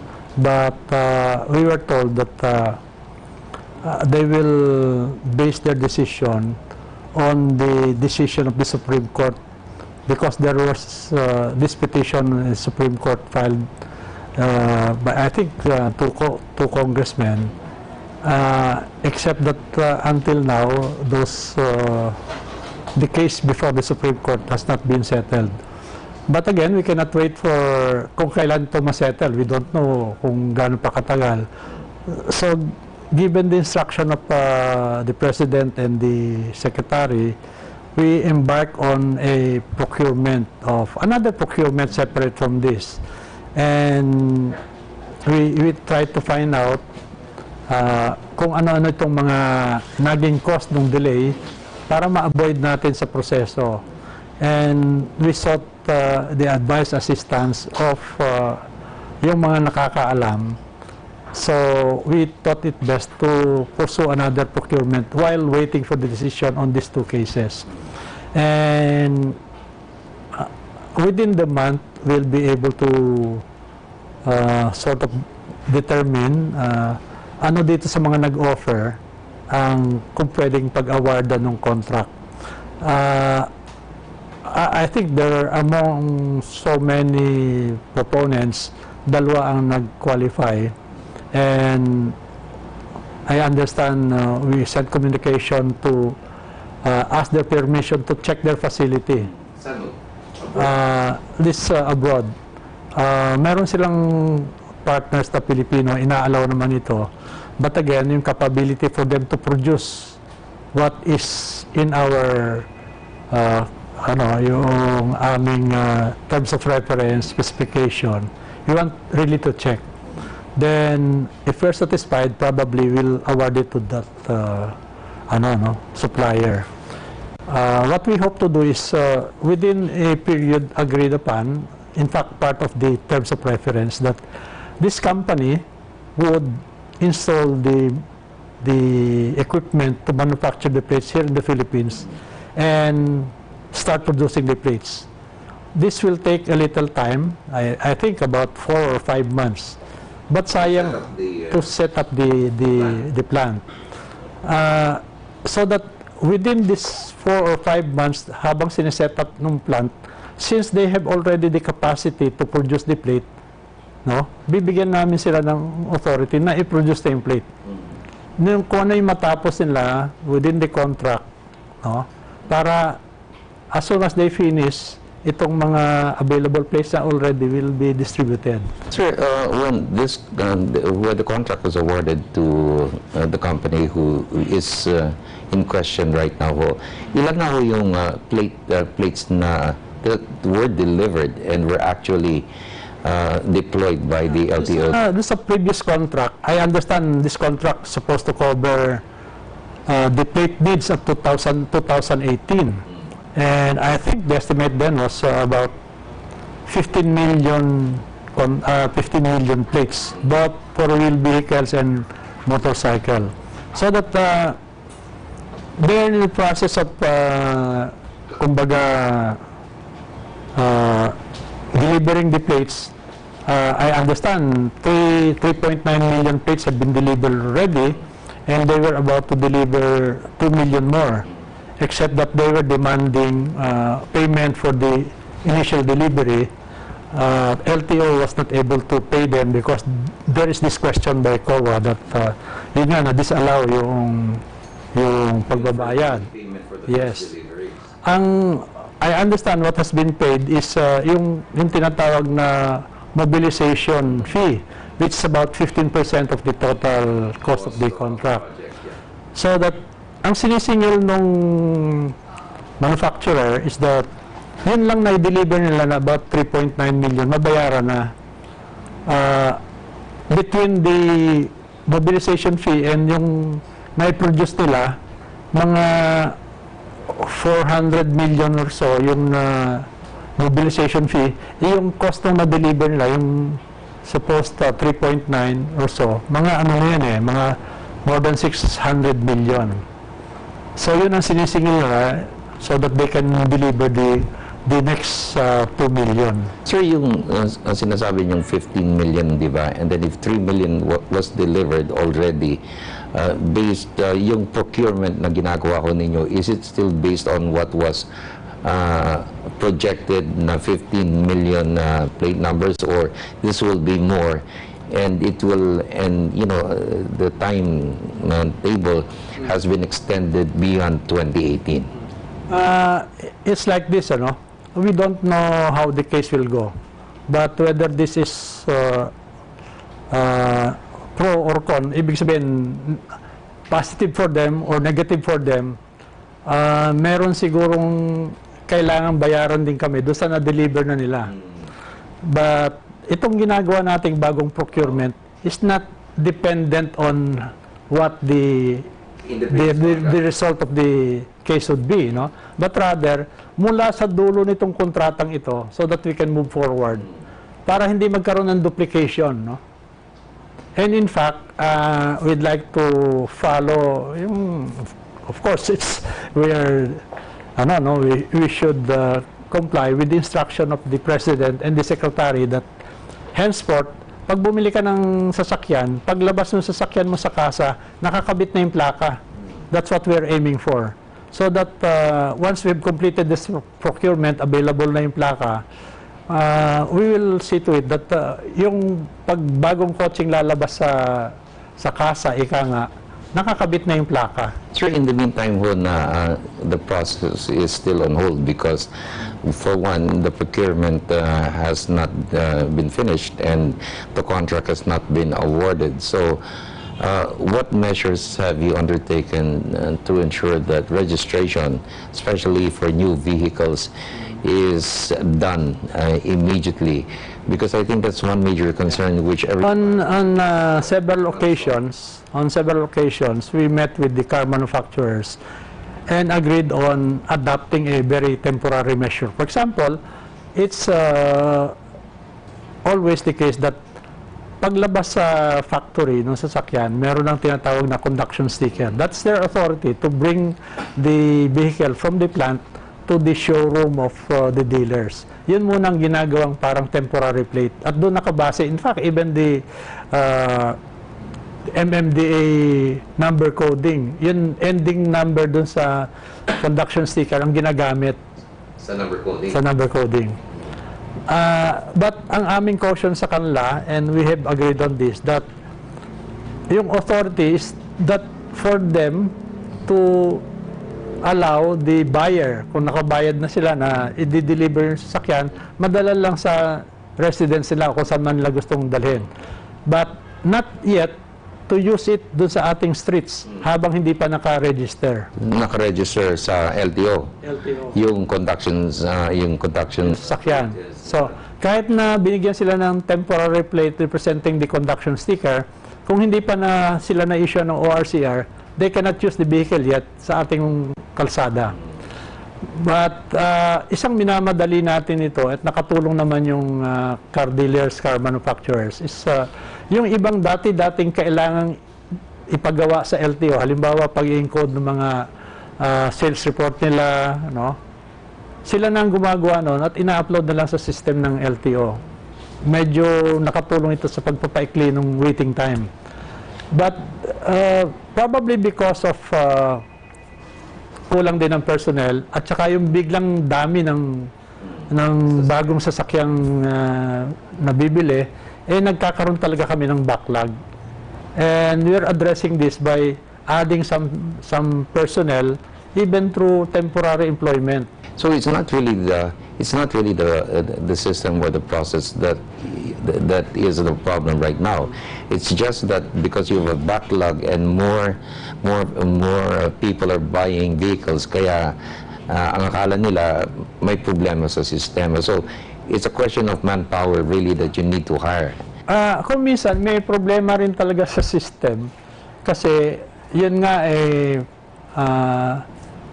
meron kaming tinatanggal na kumbaga sa process kasi kumbaga sometimes yung new registration magagawa lang sa selected offices no? Ang gusto ko sana mangyari, lahat ng regional offices nakakapag-handle na sila ng new registration instead of just for example, there are several districts in one region, I want all the districts be able to process new registration. All district, even extension offices can process new registration. And para hindi na kailangang problemahin ng magpaparehistro na kung malayo sa kanila yung registration office, no, meron mang ibang LTO office na malapit, probably that LTO office could be able to service their need, no? Instead of just sabihin na renewal lang kami pero sa bagong registration doon kayo magpunta. Kumbaga, we want to sort of mimic whatever services that the central office can do, maibaba ito sa LTO office, whatever it is, district office, regional office, or extension office, so that the people would not need anymore to go to a particular place, which might be far away from them. No? Are our people very much aware of what you're doing? Naiintindihan nila yung proseso to ensure that any concerns regarding, their plate numbers are really addressed? Yeah, I hope, because little by little we are, sort of updating them, educating them. Because there were previous practices that somehow parang because of some anomalies, linimit yung processing ng capacity ng mga offices. But I think that was needed before. Probably as we go on, as the facilities are improved, kailangan bigyan na rin sila ng authority to, at their level, na gawin itong mga processes na ginagawa sa mga district offices or central office.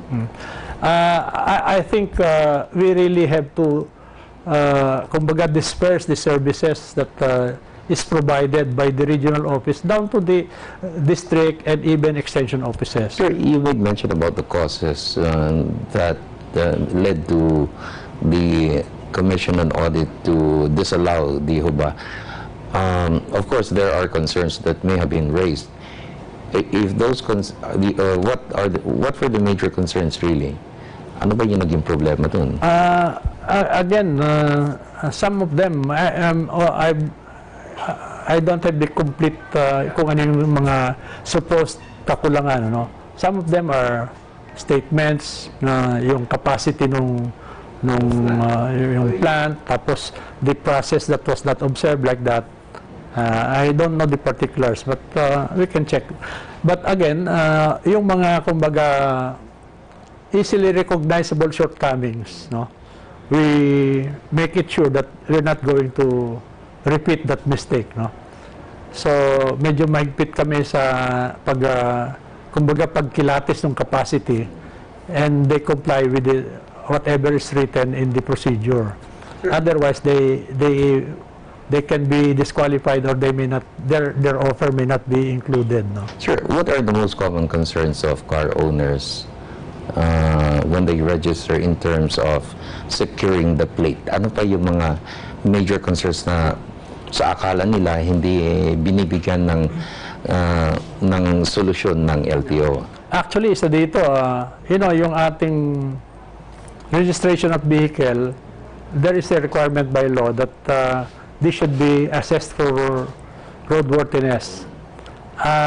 Yung capacity ng LTO, aminin namin na kulang to undertake this, yung requirement of the law, So that actually, ang emphasis ng LTO sa ngayon is that yung motor vehicle, public utility vehicles, ang pinaprocess ng LTO for roadworthiness. At yung mga private vehicles, particularly on emission, they can have their vehicle tested do sa private emission testing centers. Although nagkakaroon kami ng konting problema doon, because some of the emission testing centers are not, again, following the rule. May mga reports about emission not being conducted really, but certificates of compliance issued. Yung sinasabing no-show. You don't bring your vehicle for emission testing, and yet you get the certificate that your vehicle has passed the emission standard.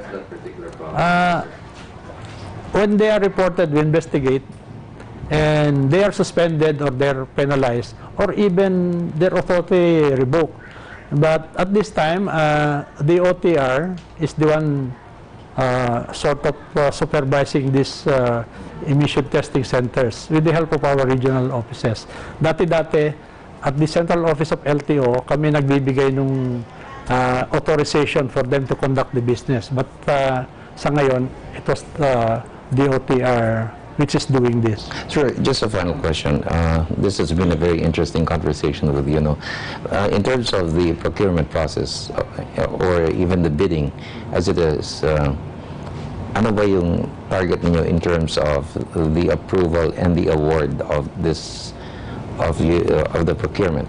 Yeah, there are mandated periods na kung kailan, halimbawa, we announce the acceptance of the proponents of the bidding, then we given a certain period, may deadline yan, we evaluate, then merong tinatawag na pre-qualifying phase kung saan titignan yung mga documents nila, kung complied sila, it will be considered as an official offer. Then bawat phase merong requirement na dun sa parang if they qualify, yung lahat na nag-qualify, bubusisiin, pardon the term, yung kalang records to find out yung kumbagang other requirements na necessary at that stage. At pag nag-qualify sila, they're considered. If not, disqualified sila for the post. I think for these plates, dalawa yata ang nagano. So, as part, it has to be inspected. Out of those, according to the procedure, out of those that qualified, post-qualified, titignan yung capacity nila, and we usually start from yung nag-offer ng lowest. So that, again, sa bidding process natin, yung lowest bidder is usually given din, assuming that he or she complies with the other requirements or the company complies with the requirements, yun ang maaaring awardan. And again, given a period, meron yan sa terms of preference kung kailan sila, upon notice of award, ni-notify siya na you are the winning bidder, starting from this, you already do your thing, so that at this time, you deliver. So, assuming na ma-qualify na itong one of the bidders, he is given 4 months to be able to establish his plant in the Philippines and start producing. That's the plant here. But what about the plates that will be coming, the original source, the first source from abroad? If the case is settled and that is supposed to be parang released, no? So, yung makukuha namin, that can serve yung backlog. But this one, the new procurement will be parang moving forward from the start of the new administration, support and so on. But hindi masasayang itong nandito. Kasi napakalaki ng backlog na hindi naman kaya nitong coveran, nitong bagong procurement na binibili namin. Halimbawa, again, because of the increase of number of vehicles, lalong-lalo na itong motorcycle, malaki talaga ang pangangailangan. In fact, that's part of the award is that the company that wins magpo-produce sila. But at the end of the contract, kami na magpo-produce. Kaya nga, part of our budget is buying the equipment to produce the plates. So that after the contract, we'll be the one to produce the plates. Yes. That was before, that was the arrangement. Meron tayong plate making plant dito, except that because of probably fair wear and tear, overtaken by obsolescence, we really need to change the equipment with more efficient and effective one. So you're saying that by 2019, the LTO will now be manufacturing or the plates? Hopefully, because part of the agreement, the contract is that pati yung training of our people that would soon be manning the plant will undergo this training process.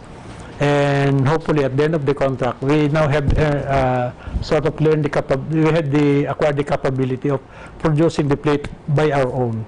What we are going to do is we'll just buy the materials, then yung mga tao na natin ang magmaman ng mga equipment. Sir, this has been a very interesting conversation. The information that you have provided us serves now as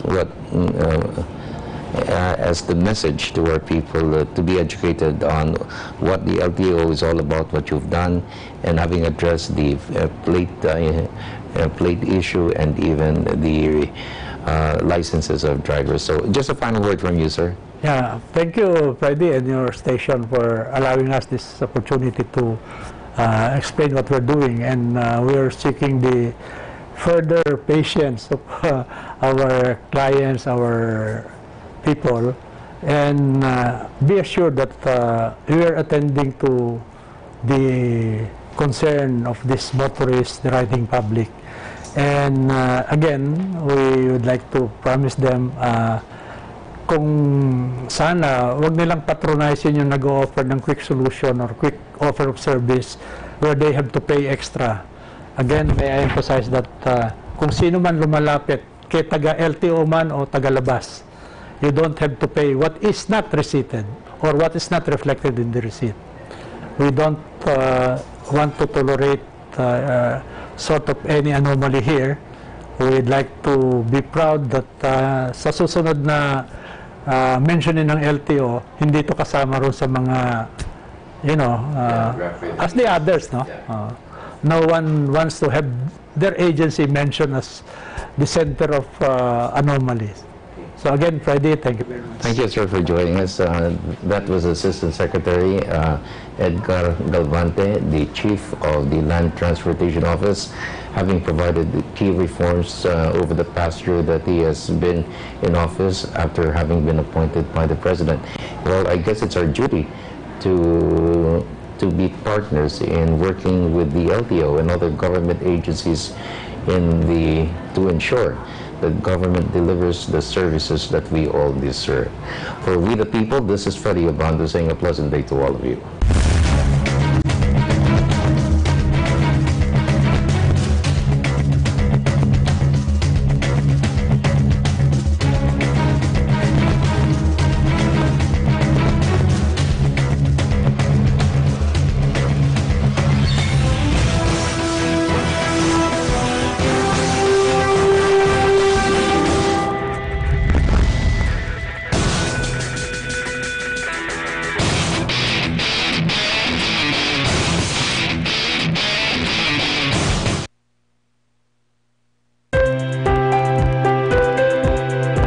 The world's 1,750,000 animal species known to science, some 8,000 to 10,000 migrate across the planet.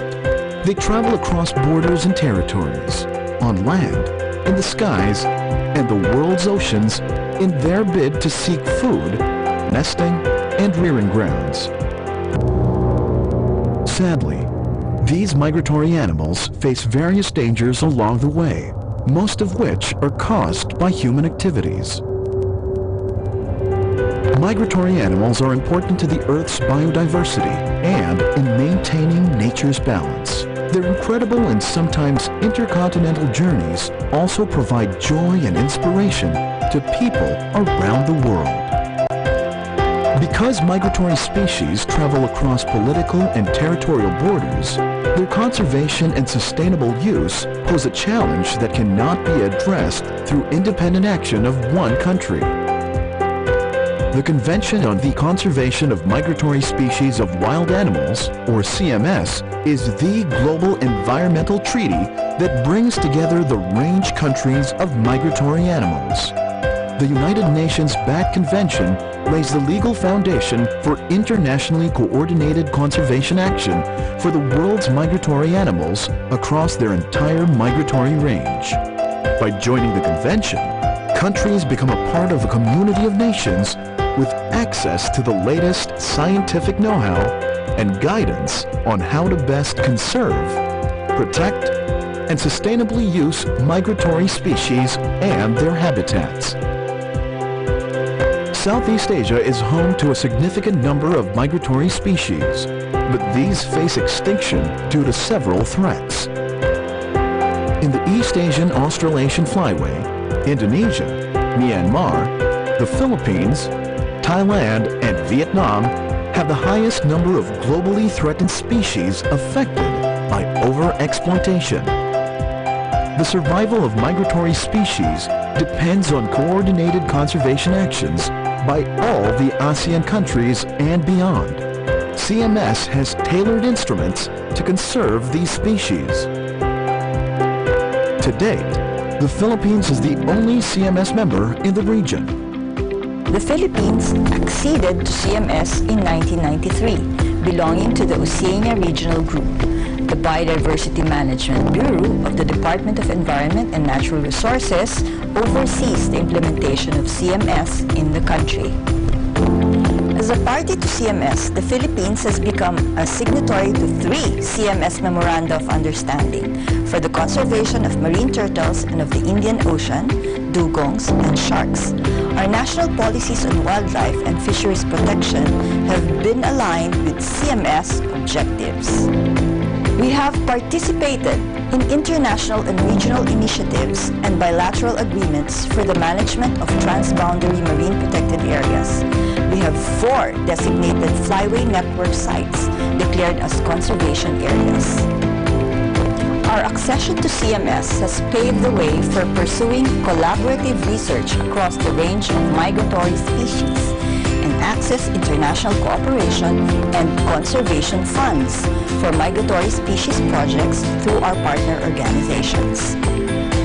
From October 23 to 28 of this year, Southeast Asia, through the government of the Philippines, will host the 12th Conference of Parties to CMS in Metro Manila. Together with a wider conservation community, representatives, and key experts from all the dedicated CMS member countries will collectively decide on future policies which will ensure the long-term survival of our planet's migratory species and wildlife. We invite all other countries in the ASEAN region to participate and be part of the CMS community. Let us work together to conserve and protect our regional treasures, the migratory wildlife which we all share. Their future is our future.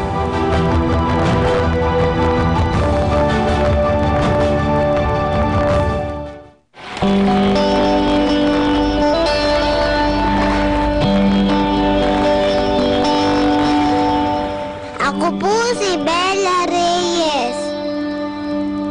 I am 5 years old. Masaya po ako pang pumupunta kami sa beach. Ang sarap manaro sa tubig at sa sun. Sabi ni nanay at tatay, maganda naman sa malalim. Pero di pa po ako magaling mag-swim, kaya hindi ko pa po pwede puntahan. Kung magaling na ako mag-swim, pupunta ko ako dun sa maraming fish. Sana, pamalaki na po ako, maganda pa rin ang dagat.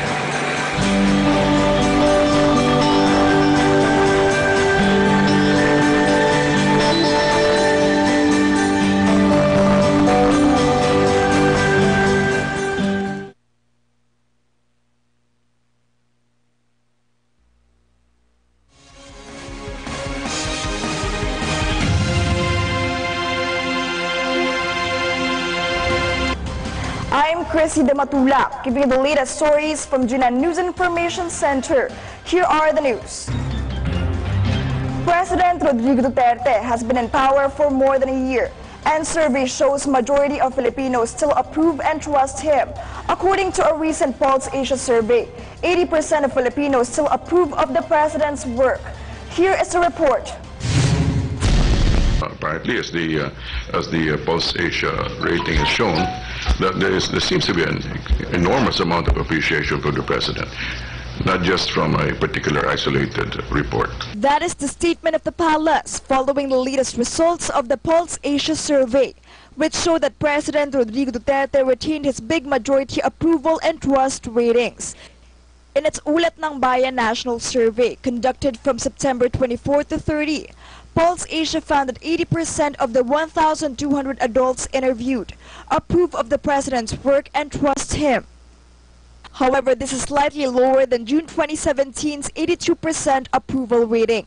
According to presidential spokesperson Ernesto Abella, the survey was conducted during the height of a supposed demolition job against the president. There seems, even as Secretary Mon Lopez has said, has made reference to that, there seemed to be time, or whoever it's coming from, there seems to be some form of orchestrated information, disinformation that is in operation. During the survey period, the country was in the middle of the Senate investigation into the 6.4 billion peso shabu shipment from China and the relief from posts of Caloocan policemen involved with the separate killings of minors Kian de los Santos, Carl Arnaiz, and Reynaldo de Guzman. The president's approval rating is highest among Class E Filipinos, or those from the poorest sector, who gave the chief executive 85%.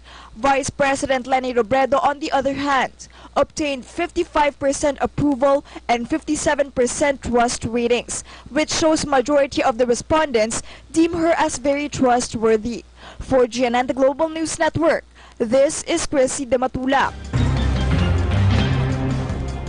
Meantime, the Muntinlupa Regional Trial Court Branch 205 has once again reset the arraignment of Senator Laila de Lima to resolve pending motions filed in court. Judge Amelia Fabros Cruz of the Muntinlupa RTC moved de Lima's arraignment along with that of her co-accused, Jose Adrian Dera, to November 24, 5 months after the supposed arraignment in June. The senator's arraignment has been moved 3 times. It was first rescheduled to September 25, again to October 13, and just recently, it was moved to November. De Lima is currently detained at the Philippine National Police Custodial Center over drug-related charges. We are your voice for change. We'll keep on bringing you updates and latest stories. I'm Chrissy de Matula. Watch for these stories on News Force. Here are today's headlines. President Rodrigo Duterte maintains high trust rating in latest poll. Trade Department says government has given livelihood programs and skills training for Marawi IDPs. PNP Highway Patrol Group all set for the 31st ASEAN Summit. Palace clarifies President Duterte's mistaken tirade against European Union. Syrian child refugees turn film producers to remind world leaders of education pledge. Men dominate nominations for American Music Awards. Fair and balanced news, comprehensive reports that take you to the heart of the action. This is News Force.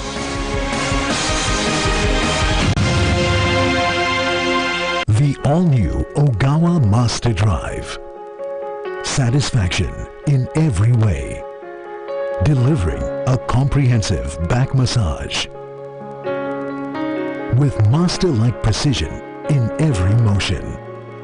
Exclusive 3D knee therapy takes you on an enhanced reflexology journey. Ogawa Master Drive.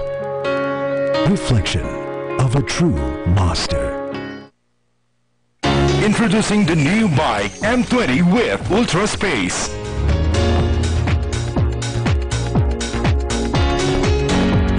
Hands-free Bluetooth.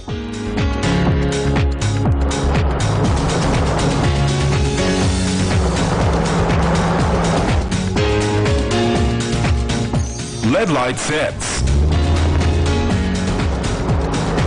Multifunctional steering wheel.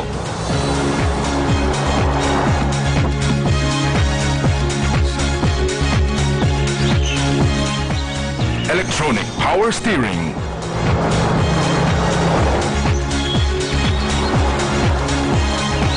New fashionable compact MPV.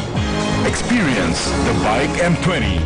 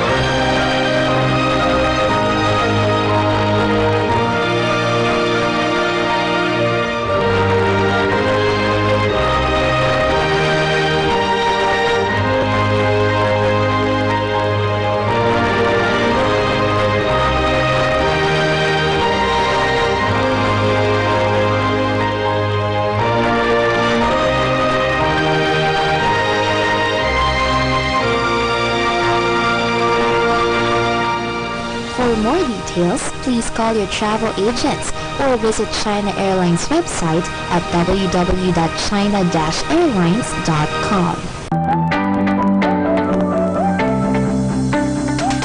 Hot and stylish fashion items for women. Unique products for men.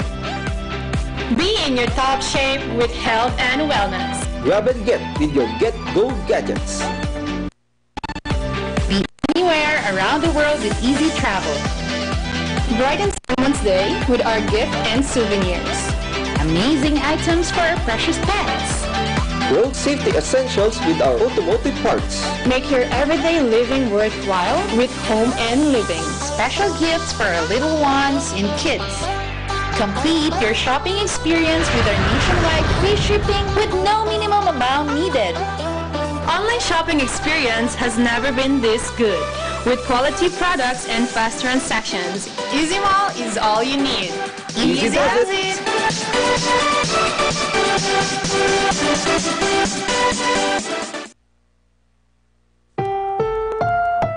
This program is rated PG. It contains themes and scenes which may not be suitable for very young audiences. Parental guidance is advised.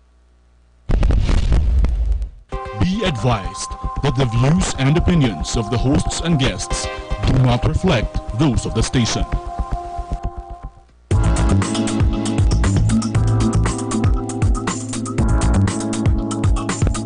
Mabuhay! You're watching the Business Portal, your gateway to business trends and opportunities. And I'm your host, Howell Mabalo.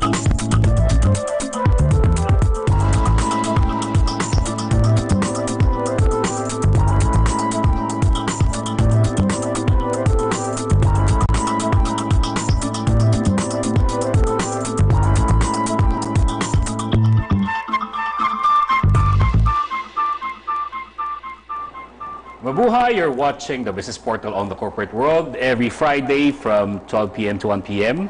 with replays Friday night 7 p.m. to 8 p.m. and Saturdays 11 a.m. to 12 p.m. You're watching us live in the Philippines via G Satellite Channel 1, Sky Cable 213, and Destiny Cable Channel 8, and also through your provincial, of course, cable distributors. We're also being seen live in Southeast Asia via G Satellite Channel 1. And for our viewers all over the world, you're watching us live via GNN-TV-Asia.com. Our topic for the first segment, especially for today, is Baik Care. So what is Baik? Who is Baik? And who does Baik care for? So to tell us more about Baik, let's welcome on the show none other than the sales manager of Baik Philippines. Let's welcome Ms. Miki Chua. Welcome back to the show. Thank you, Sir Howell, for having me here. Just call me Howell, Ma'am Miki. Okay. So first name basis. So welcome back to the show. So I believe this is your second time on GNN's The Business Portal on the Corporate World. So tell us, who is Baik? So Baik in the Philippines is Bayan Automotive Industries Corporation. Wow, Bayan Automotive Industries Corporation. Yes. Makabayan. So patriotic. Kasi para talaga tayo sa mga people at mga Pilipinos. Ang Baik kasi sa Philippines is a subsidiary of Universal Motors Corporation, which UMC is the distributor for 60 years of mga Nissan light utility vehicles. Yes, imagine for 60 years. Wow, grabe ha. So, because Baik is a big subsidiary of Universal Motors, the experience that we have, we pattern that sa Baik. Kaya what we do with Baik is also the same when it comes to service, maintenance, with yung mga Nissan natin. Tsaka actually, yung mga Mercedes, nagsimula din siya sa Universal Motors. So you have 60 years of experience to come up with the new brand. Yes, yes. The Baik brand. Yes. So 60 years backing you up, making your processing, your systems, your operations, right on the spot. So the good thing about it is that when you have 60 years or 6 decades of experience, you pretty much know how you do business. Yes, so our strength is really in the automotive industry. So Baik cares. So question is, who does Baik care for? Well, we brought in the Baik brand in the Philippines because we were looking for vehicles that would be helpful to all Filipinos. Yung pangmasa talaga. Yeah. Ang Baik kasi ngayon, lahat ng engine natin is already Euro 4. Wow. Euro 4 engines are helpful to the environment kasi right now, ang standard pa lang is Euro 2. It's a type of fuel na engine type na nakakatulong for the environment as well as mas fuel efficient din siya. So, Baik cares for the environment. Yes. Because of the Euro 4 engine. Yes, yes. And then we also brought in Baik sa Philippines because of its pricing point for the Filipinos. So, like there's this Baik MZ40. It's an 8-seater van at 488 pesos. 488 pesos, 8-seater van, yung kalaban nating brand, yung price range nila? Siguro same model, different maybe brand? around 50 to 100,000 more. More expensive. Wow. Yeah. So you care, Baik cares for the Filipino people. Yes, yes. Because from the experiences of our customers, sometimes kasi I also release personal vehicles. So the customers come to us and let us know na parang yung dreams nila nagto-turn into reality. Wow. Because some of them, although they have jobs, workday jobs, they also have yung mga different types of side jobs. Businesses. Yes. Yeah. So some of them have yung mga sari-sari store. Yung iba naman meron silang mga parang tela shop. So parang we're helping their dreams become into a reality. Wow. So the good thing about it is that we know that the Filipino dream is bahay, mapaaral ang mga bata, at saka sasakyan magamit. Yes. So it's a good thing that you're not only helping them make their dreams come true, to just have a car or a vehicle, you're helping them become entrepreneurs. Yes. And Robert Kiyosaki mentioned in his book last year that if you would want to make it big in the next centuries to come, you have to be an entrepreneur. That's how you will survive. And Baik cares for the Philippine economy in that case. Yes, yes. So, do you have stories you can share with us? Yeah. So, success stories. Yung mga clients natin, well, meron tayong mga big businesses who say na, uy, thank you sa mga Baik vehicles. Before, they used to, kasi for the same budget, ang sasakyan na pwede nila is yung mga Maliliit small lang. cars. Yeah. Ganon. So, it takes them mga 3 times to go back and forth from logistics one place to another. From point A to point B. Yes, and now it only takes them one time. Just one trip, you save time, you save energy, you save effort. Yes. And of course, you care for the environment kasi less pollution. Yeah, so it's nakakatipid ba for the big companies in that sense na malalaki dapat yung budget nila is for small vehicles, but now they're able to get yung mga big vehicles. Okay, can we show the pictures of Baik vehicles? Yes, Yan, yes. So here you can see an MZ45. Wow. It's the longer variant. This is the 8-seater? This is the 11-seater. 11-seater? Yes. Wow. And how much is this? Our price is 528. 528? Yes, yes. So, yung popular, yung kalaban nating brand, nasa 1M na yan kapag 11-seater. Yes, yes. And you are for only? 528. 528? Yes. Grabe, ang ganda, oh. And Yeah. this one? This one naman is the Baik M20. It looks like a Mercedes. Yeah. Oh, now that you mention it, yeah. Our international partner is Daimler AG. Okay. They own 12% of They own 12% of Mercedes-Benz. Yes. Baik is partly owned by Mercedes-Benz. Mercedes-Benz. And that's why the modern design. Yes, yes. Beautiful interiors. Yeah, so actually yung Mercedes company are the ones who design and yung quality inspect sa mga Baik units natin. Okay, so Baik stands for Bayan Automotive Industry. in the Philippines. But is Baik also a brand abroad? Yes, it's international already. So Baik is an international brand. We coined it Bayan Automotive. Yes, okay. to adapt to the Filipino environment, yes, the Philippine yes. environment. Ang galing, ano? So, question. Paano yung mga OFWs na, or yung iba naman na parang hindi pa ma-approve agad ng banks? Oh, actually, we've already had OFWs who applied with us, and approve naman sila. Approve agad? Yes, Wow. yes. Actually, one of the units niya, parang so proud siya na dinaan niya sa baha. He got an MZ40 unit, and then sabi ko, "Sir, very good, nakadaan tayo sa baha, pero wag natin siya, hindi siya recommended gawin." Oo, pero ginawa niya. Nagawa niya, yes. So, he's an OFW. And then, under financing niya, in-avail yung unit, na-approve naman siya. So, it's easy naman to get approved kasi normally yung co-maker is either somebody in the Philippines, as long as may person. Permanent address, yung person to go to sa mga current investigation. Yes. Now, so, the BAI cares for the Filipino people, not only A, B, even the C and D crowd. BAI cares for the environment because of the modern, of course, engine design. And BAI cares for the business owners, the big business owners and the small business owners. So who else does BAI care for? And what are the future plans of BAIC in the Philippines? So right now we already have 9 dealers and then 21 service centers. Wow, so are they strategically located all over the Philippines? We have all over from Luzon, Visayas, tsaka Mindanao na. So for example, somebody from Santa Rosa, Laguna would buy a car. Where's the nearest service center? Actually sa Laguna, meron na tayong service area doon. And then sometimes they want to get it in the Makati branch. But meron din naman located strategically around na. Wow, galing ano. So, how affordable is it?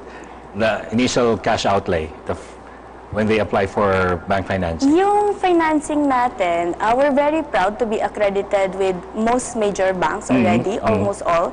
And then the down payment is 20%, and then the monthly is depending on how much you want. So you mentioned a while back that 9,000 pesos could possibly be the monthly amortization. Yes, yes. For what model is that? This one is the BAIC MZ40 for this is the 8-seater. Wow, imagine 8-seater. You don't have to take Uber and Grab. You don't have to hail a taxi.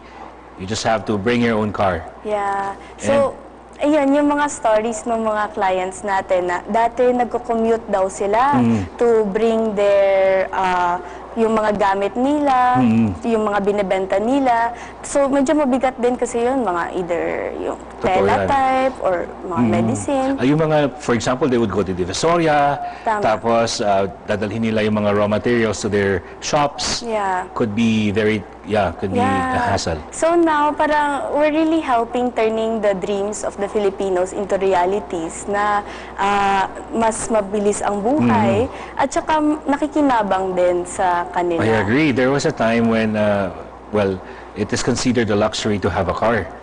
Pero ngayon, no, it is already a necessity. Yes. Diba? Especially in the Philippines, in Metro Manila. It's a necessity. You should have a car. Otherwise, you'll suffer the bad services of the public utility vehicles. Ayan. So, what are in store for the Filipino people for the next 5 years with BAIC? Yung sa BAIC natin, we're going to aggressively branch out. I love it. Aggressively branch out. Yeah, so not only in service at saka sa sales, both of them. If you notice, we have 21 accredited service centers. Tapos dealers natin is 9. It's because we prioritize service for the customers.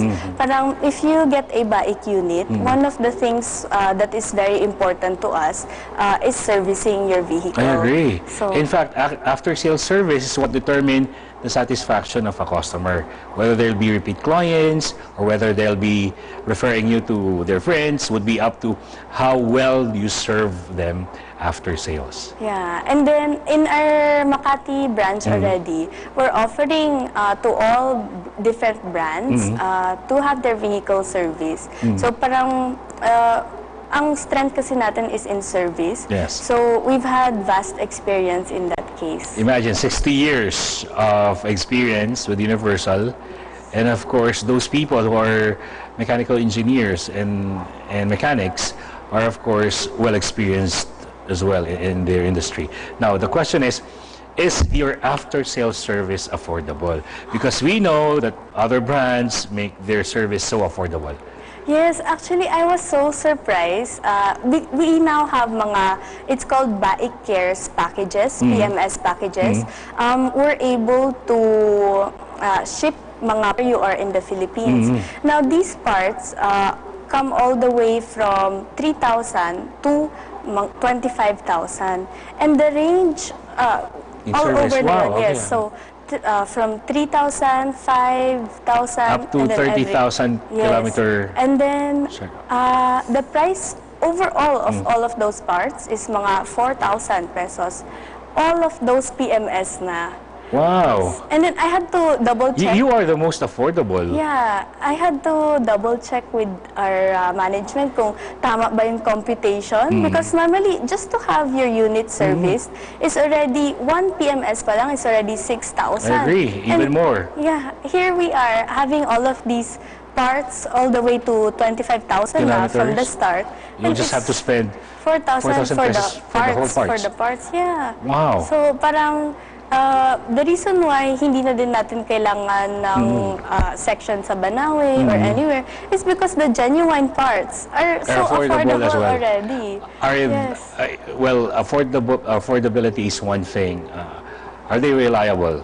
So the people would be asking, we know some people, if not all of the people, they're not really welcoming change. But considering that they'll be changing their mind and welcoming back into their lives, so how of course reliable are parts and services? Well, the parts and services naman are genuine. Okay. Everything's genuine. Yes, okay na siya. It's important to use the genuine products. But at the same time, all our units have 3 years or 100,000 kilometers warranty. 100,000 kilometers warranty? Yes. Are you kidding me? Wow, that's good news for our Filipino entrepreneurs and Filipino employees as well. Yes, yes. So the last 2 minutes of our show is called The Takeaway.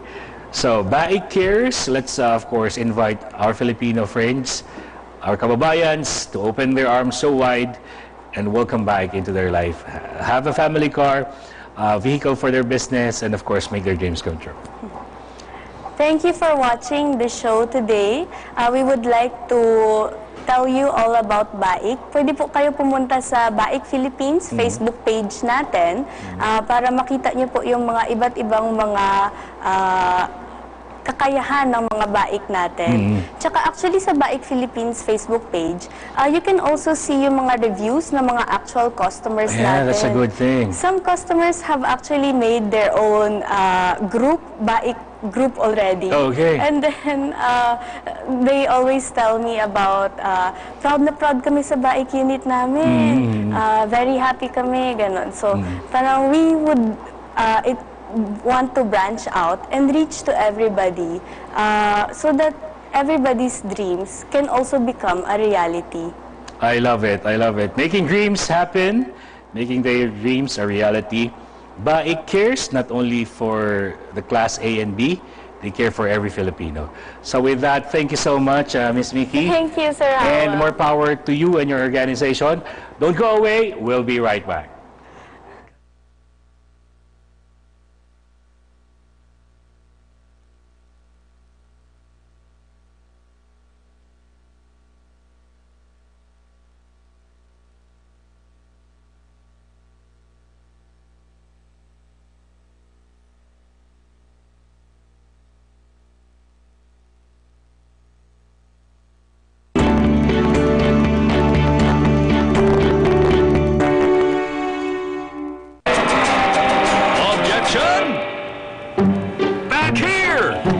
It's your spine talking. You're overworking us. We're exhausted. No worries. Ogawa Master Drive uses 4D thermal rollers. The extended L-track takes care of your spine. Thank you. Ogawa Master Drive. Ogawa. Introducing the new bike M20 with Ultra Space.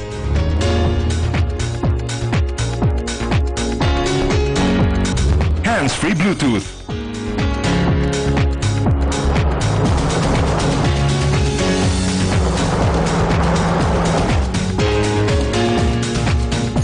LED light sets. Multifunctional steering wheel.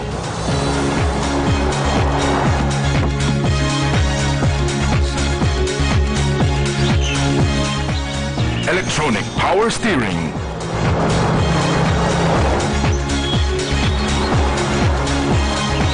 New fashionable compact MPV. Experience the bike M20.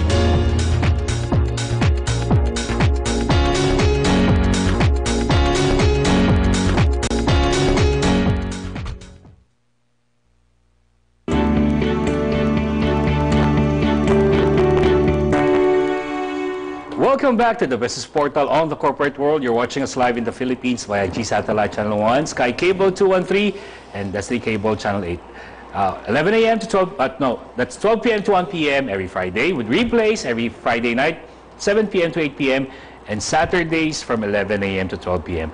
During the first segment, we showed you BAIC Philippines and how BAIC cares for the Filipino people. This second segment is all about how we can care for your health and beauty with Ms. Yvonne Rebecca Benavides, the chairperson of Megasi. Welcome to the show, ma'am. Yeah, how do you do? Okay naman ako. What about you? Yeah, of course, I'm always okay. Every day is a blessing for me. The first thing you told me when you came in was your age. And you said that you already are, or turning? Yeah, I'll be turning 52. And nobody in the studio 28th of believed October. you. Nobody Thank you so believed you. much. So what's the secret?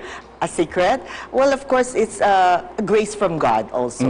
Number one, kasi first thing in the morning, I'll always make sure to offer my prayers, my actions, my words, everything sa taas. So spiritually, I'm ganito. Okay, so thumbs up sa spiritual life. So we all know that beauty comes from within. But then again, some people are born beautiful, but lacking in vitamins, they lose the, of course, the radiance. Yes, yes. That's why I'm here. That's why you're here. So tell us more about what your company is about and your flag carrier, your product. All right. Megasi Health Ventures Incorporated, actually, Howell, is a leading direct selling marketing company that is engaged in the health and wellness of products and services that is addressed to the Filipino people. It started when?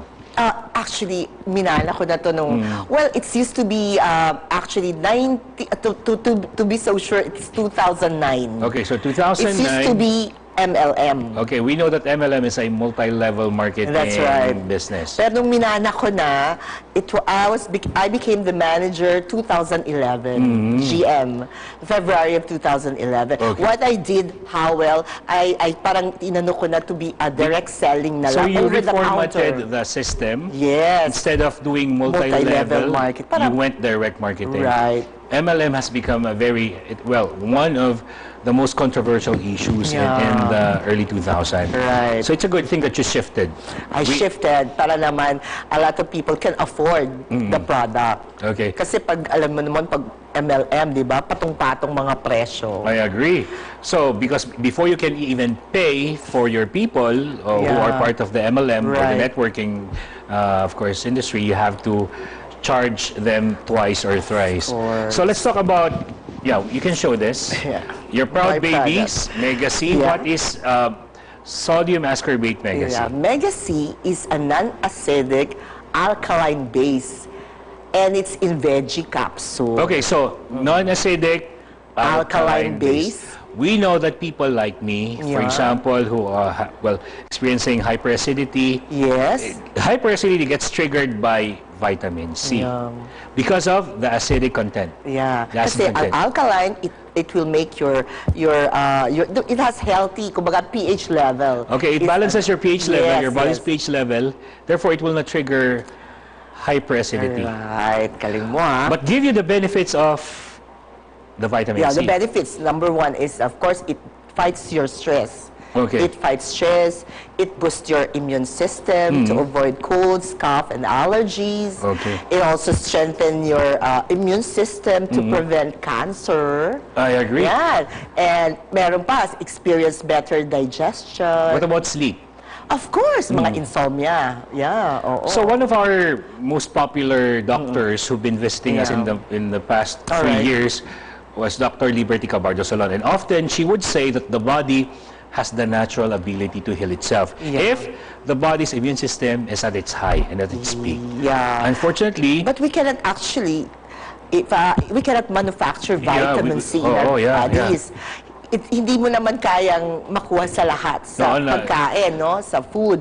Kumbaga, isang capsule ng vitamin C is equivalent to 20 apples or 20 bananas. And nobody can afford to eat 20 bananas a day or 20 apples a day. Otherwise, you'll be constipated. Yes, that's true. And not only...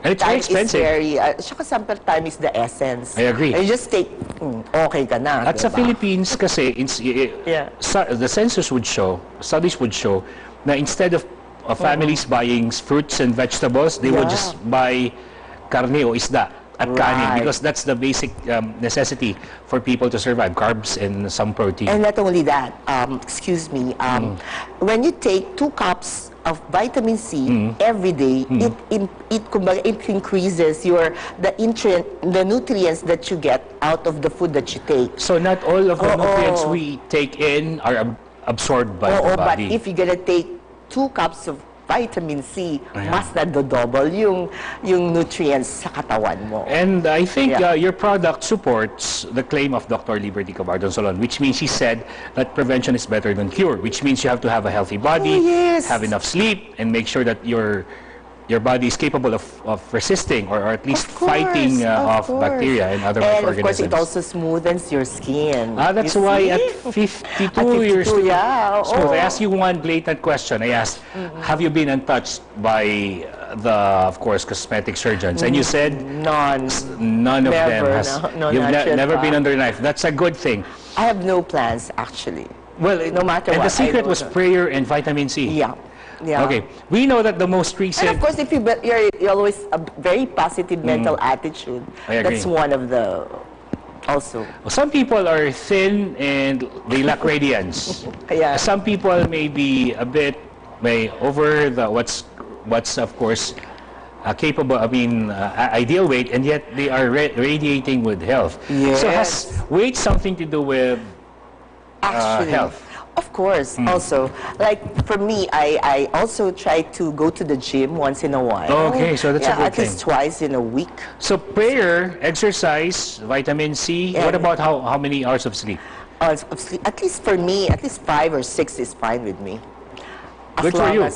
Because we know that 6 is the ideal. 8 is, wow, it's a gift. If you have, and nobody in this day and age in Metro Manila would sleep 8 hours a day because of traffic and work. I know. But you know, what's important is you always have peace of mind. I agree. Moment of peace is very important to me also. So this vitamin C, what sets it apart aside from being alkaline based from other vitamin C's in the market? This Mega C, it can you can take it in mega doses for better results. Mega doses without being overdosed. Yes, that's right. You can take it 5 cups in a day. And it's in vegetable vegetable capsules. Yeah. And there's no chemical. There's no chemical. So, and it's very cheap. It's highly affordable. It's only 5 pesos per cup. So 5 pesos per capsule would mean that's better than catching cold and flu and being in the hospital bed for a week. Oh yes, definitely. Health is definitely and it puts you in a happy mood all the time, you know, and it also makes your muscles healthy. Meron siyang collagen. Halos nandito na lahat eh. Speaking of collagen, what's your source of collagen? Because we know that some are animal-based, some are plant-based. Plant-based. Ako, ang collagen ko, of course, Mega C. Diyan ako nakakakuha ng yung muscles ko, yung mga connective tissues ko, cells, naibibigay sa akin ng Mega C. Well, Dr. Cabardo Solon also mentioned that, for example, if your tendons are aching, that's what you're supposed to eat. For tendons of baka or ano. I did. Kasi it replaces your collagen loss. I also eat the bulalo. I eat that. Yung merong parang ano. Yan ang kaibigan ko yan eh. Kalaban ko yan. Sarap naman talaga kumain. I agree. Well, diba? Okay, so your beauty and wellness is not only food intake, it's a lifestyle. Yeah. Okay, if you're going to tell us what are the 5 things we should be avoiding to remain beautiful or handsome and healthy all their life. Of course, number 1, huwag kang sleep debt. Okay. So you should at if you're least deprived of sleep. You should at least sleep 6 hours a day, at least, no? And then you have to go regularly to your church. Okay, you so for spiritual you really have to. That's very important. And of course, you always must say positive mental attitude always. Yan, mental attitude. I agree. Kailangan positive ka lagi. Well, the attitude pertains to 2 kinds of mentality. It's either you are thankful or you you must be grateful all the time. If you're grateful and thankful, some people have the entitlement mentality and they're never thankful for everything that comes to them. You should be always grateful for what you have. Whether it's, well... yes, no matter, even if you're in mourning, even if you're in suffering. Even in suffering, you should be thankful. Yeah, you should also, because you learn from Have them you ever also. thanked God in suffering? Oh yes, I always do. Okay, and... because you get to learn, you get to discover more about yourself, how strong you are as a person. Because, so you don't perceive suffering as a punishment. You perceive suffering as a gift also. Oh, it's an avenue for you to get to know who you are. Yeah, it's also as a gift for me. It strengthens you. It strengthens me. As long as I feel I'm guided by the Spirit of God, of Jesus Christ, that's what matters to me. So I think it is actually faith that has kept you centered. Yes, my faith. Despite the change from the multi-level to its current organization and of course of my vision also. What's the vision of Megacy for the next 3 years? The vision for now actually, sa ngayon kasi what's in my mind right now, Chef, is to be able to introduce my product because I know not only for their health, beauty, but it can also help them for their livelihood. Really? It can give them additional means of livelihood. Let's talk about that. How can we give our viewers right now an opportunity to earn through Megacy? Through Megacy. Right now in El Shaddai. Okay. So Brother Mike. Yeah, Brother Mike. Hello, how is he doing Mike. now? Oh, he's doing great. And of course, he's been traveling kahit na he's already at a ripe age, diba? I think he's already 78 years old. Wow, galing, no? But you know, look Still at him. strong, yeah. Iba kasi you're in service, doing good for people. So you are full-time serving God, or have you allotted? In my own little way. I also, siyempre, I sponsor this, my Megacy for free. Really? And also in SM Foundation, I give it this products. I give it at a lower price because since it's for medical mission, I'm not charging it at the selling, kumbaga, sa just a retail price. So what about our viewers now? If they would say, Ma'am Yvonne, how can I earn from... Oh, well, you can go directly to our office, 1680 Evangelista Corner del Pilar, Bangkal, Makati City. Okay, so... I can give it to them at a discounted rate. So how much would they be earning? For example, and how much will be the minimum capital for this? Actually, it depends. It all depends. Sometimes the stockies, they can, even if they have 150,000, pwede na. So they'll be stockies. What about the smaller? The smaller. People. Siguro, sir, they can. Siguro, I can give them a discount of maybe 30%, 20%. So 20 to 30% of discount is a good thing. Imagine that. And then they will earn, diba? Yeah. Instead of people going to drugstores, diba? Inaabot mo na eh. And they can also consume it for themselves and for their family. Of course, yeah. So 2 things, you're helping them stay healthy and happy. And beautiful. They can also earn. Secondly, you help them earn. Yes. Okay, do you have success stories you can share with us? Success. People who earn and Megacy. Through Megacy. Through Megacy. Actually, I have an agent in Bacolod. she's getting 700 boxes of Megacy. Siya yung taga-deliver sa Negros Grace Pharmacy. So we're already in Negros Grace Pharmacy. Wow. So parang siya yung middle woman. So she's earning a portion of her box. That's a good thing. Not bad if you're, you know. If you're a full-time mom and you want to have... You will just call me up and, Mom, you have a PO po tayo sa Negros Grace ng 700 boxes, and then I'll just, show you, she will just shoulder the courier, the okay, cargo. so whether LBC or... Yeah, Okay, so the last 2 minutes of our show, it's called the... Ang bilis, no? It's okay, it's okay. It's galing, no? It's called the takeaway. Let's invite our viewers. Invite natin. Pwede na akong malap doon? Oh yeah, sige, that's your camera, ma'am. Sige, Ma'am Yvonne, that's your camera. Invite them to try the product itself, and then maybe partner with you in venturing for, say, family business. Yeah, thank you. Yes. Oh, well, so this is Megacy, the product of Megacy Health Ventures. Why don't you try? And it's very effective, highly affordable, only 5 pesos per cup, and it's also available in all leading drugstores nationwide, including, of course, the #1 drugstores, Mercury, South Star, Rose Pharmacy, Watson's, and one thing more, it has halal certification. Pwede po sa mga Muslim. Brothers natin, sisters. And even in El Shaddai, they will already endorse it as their official vitamin C. Wow. So why don't you try? It's very affordable, and it will, look at me, I'm already 52, but you know, my energy level is so up. Even if I wake up very early, as 4:30, minsan kasi I wake up 4:30 a.m. But still, I'm very energetic. Wow. Thank you so much, Ma'am Yvonne, Rebecca, Benavides. More power to Megacy. Thank you so much for having me here, Howell. It's a pleasure to have you. Oh, likewise. I hope this is not the last time. This is your second time, right? All right. And definitely you'll be back for more. Thank you so much. For the healthier Filipino people, more beautiful, more good-looking, vitamin C, Megacy would help you achieve all those things. Anti-pollution. Ayan, thank you so much. And with that, maraming salamat po. First segment was about making your dreams come true through Baik Philippines. The second segment was keeping yourself healthy and beautiful through Megacy. Maraming salamat. Mabuhay ang Pilipino. Ayan. So, thank you.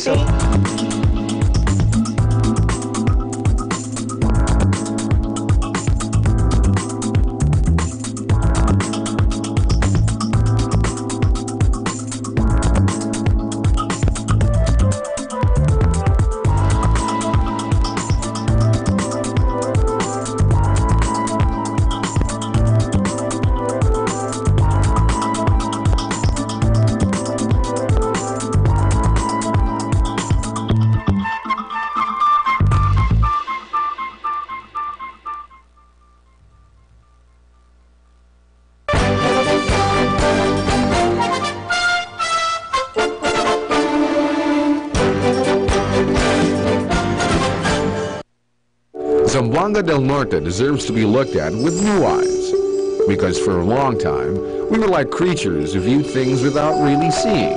We thought we knew what there was to know, or thought we already saw what there was to see. In truth, we are strangers in what should be familiar territory.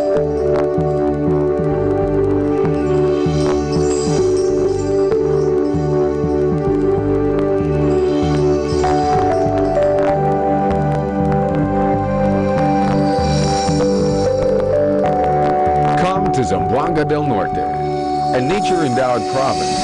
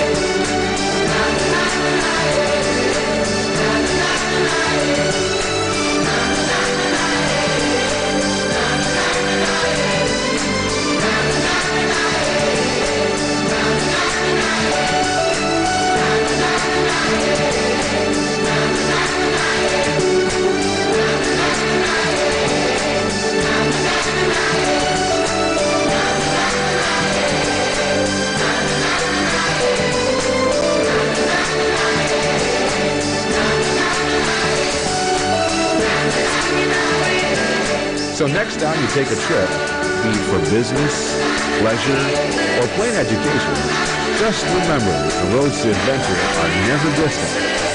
There are many of them, and they all begin at our own front door, just one step away, here in Zanorte.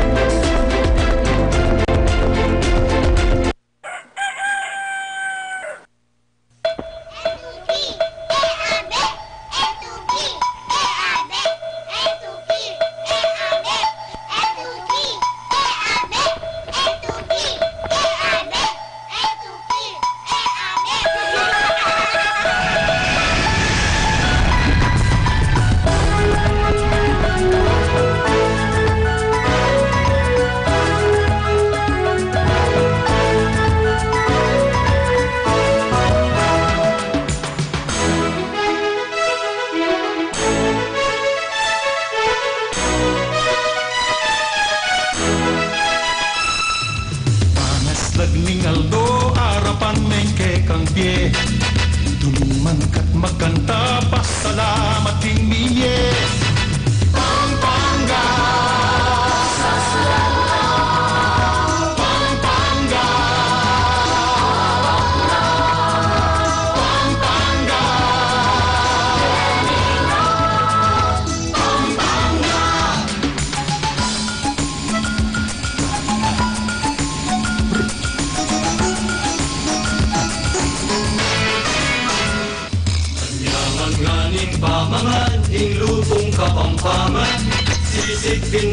puro, Tagilo, Kamaru.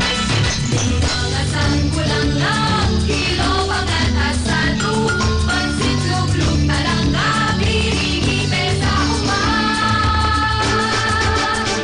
Mekeni, kukika, malaos ka Pampanga, Mekeni, kukika, mamasyal ka Pampanga, abe-abe, tuki-tuki, libog-libog, turot-turot, etuke, abe, mamasyal ka Pampanga. Palenggamit mo lago, kailangan dumayo. King patag man o bundok, dumurot ka bunto. Mekeni, kukika, malaos ka Pampanga, Mekeni, kukika, mamasyal ka Pampanga, abe-abe, tuki-tuki, libog-libog, turot-turot, etuke, abe, mamasyal ka Pampanga. Isang bantang pagmarakul, matmong balenang apu, parang leking parobang, buntok ni alaya. Mekeni, kukika, malaos ka Pampanga, Mekeni, kukika, mamasyal ka Pampanga, abe-abe, tuki-tuki, libog-libog, turot-turot, etuke, abe, mamasyal ka Pampanga. Tumisa kang piyan, napatungkol ding balen, biyaya liwang pyesta, kulturang pakawan, ligan parul, ugat, luyo, santo, kurandal, sinupol festival.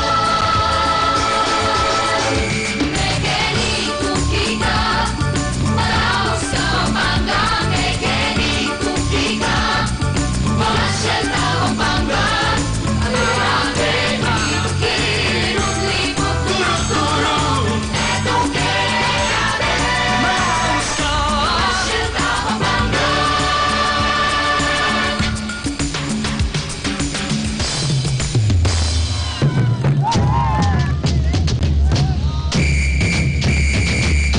Mekeni, Maracacas, dinukit ng mebles, pastillas at turones, yemas at rival, marakal pang marakal, balas, kaserola, ema at gitara, ebon chicharun, tamals, pulburun, paru-pasukwali, dagat Tingdala na ting bukas, ting malenta mong miras, masaklan at masiglang din, malalang pamiyahe at tawag merenggate, o balentong lino, itangan tumiman, abe, kapampangan. Mekeni, kukika, malaos ka Pampanga, Mekeni, kukika, mamasyal ka Pampanga, abe, tuki-tuki, tuki-tuki, etuke, abe, mamasyal ka Pampanga. Mekeni, kukika, malaos ka Pampanga, Mekeni, kukika, ningke, masyal ka Pampanga, abe, tuki-tuki, turut-turut, etuke, abe, mamasyal ka Pampanga.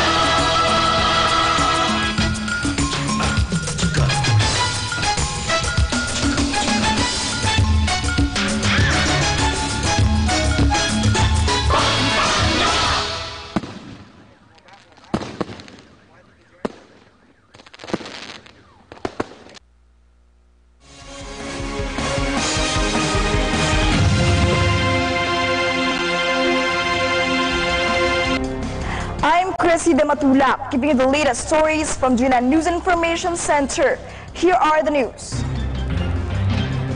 In 2007, Jonas Burgos was believed to be abducted by the military, and to this date, he has not been found.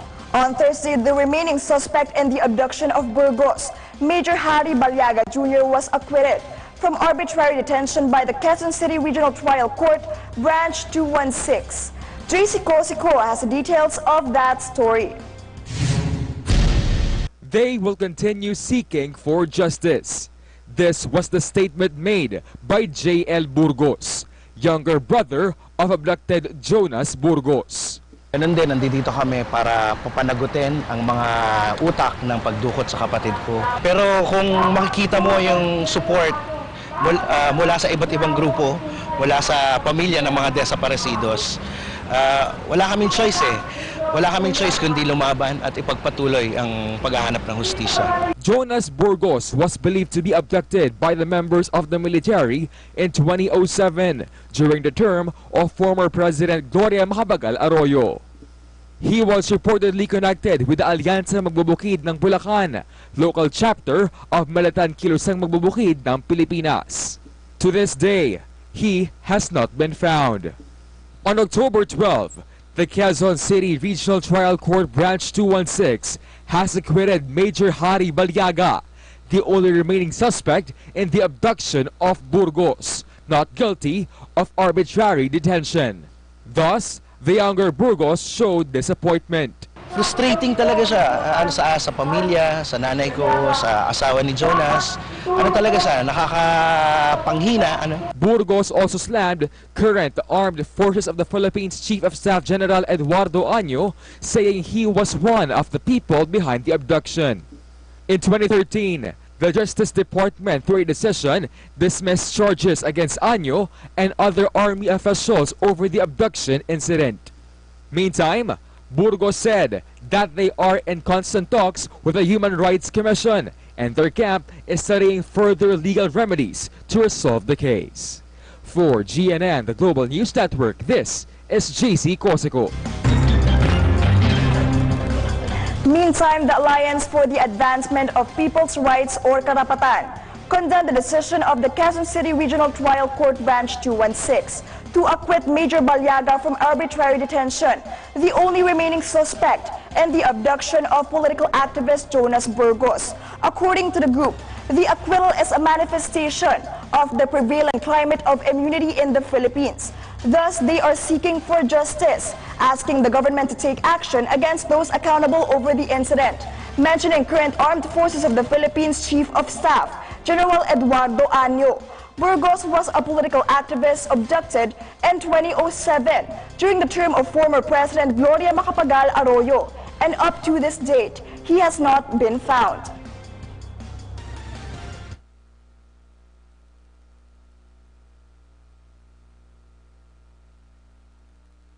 Well, nakakagalit, kasi 10 taon na siyang nawawala at wala kaming mga pamilya niya at mga kaibigan niya at mga taga-suporta ay walang alam kung nasaan siya at wala pa rin napapanagot. 3 presidente na ang nagdaan, dinukot siya nung panahon ni GMA, dumaan ang panahon ni Noynoy Aquino at ngayon yung panahon ni Duterte, wala ni isang napanagot doon sa pagdukot kay Jonas Burgos. Ang panawagan natin ay bigyan ng katarungan talaga yung pagdukot pagkawala ni Jonas Burgos. Lalo na hindi lang naman si Balyaga ang salarin dito, kundi yung si General Año din, na ngayon ay humahawak ng isang posisyon sa gobyerno. We are your voice for change. We'll keep on bringing you updates and latest stories. I'm Chrissy De Matulak. Watch for these stories on News Force. Here are today's headlines. President Rodrigo Duterte maintains high trust rating in latest poll. Trade Department says government has given livelihood programs and skills training for Marawi IDPs. PNP Highway Patrol Group all set for the 31st ASEAN Summit. Palace clarifies President Duterte's mistaken tirade against European Union. Syrian child refugees turn film producers to remind world leaders of education pledge. Men dominate nominations for American Music Awards. Fair and balanced news, comprehensive reports that take you to the heart of the action. This is News Force.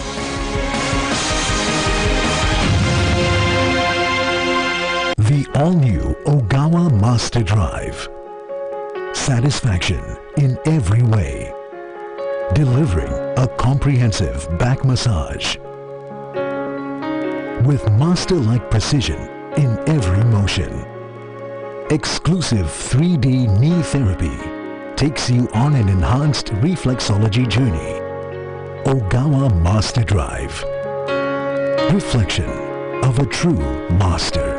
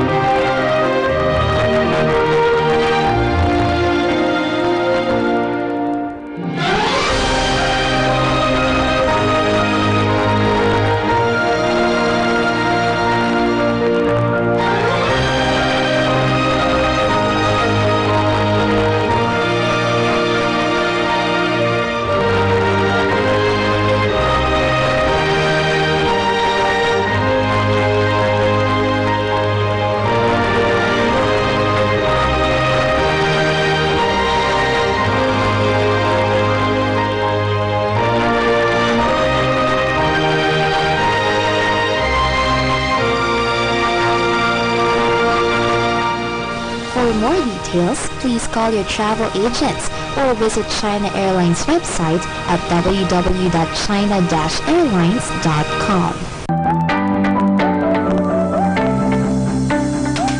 Hot and stylish fashion items for women. The unique products for men. Be in your top shape with health and wellness. Grab and get with your Get Go gadgets. Be anywhere around the world with easy travel. Brighten someone's day with our gift and souvenirs. Amazing items for our precious pets.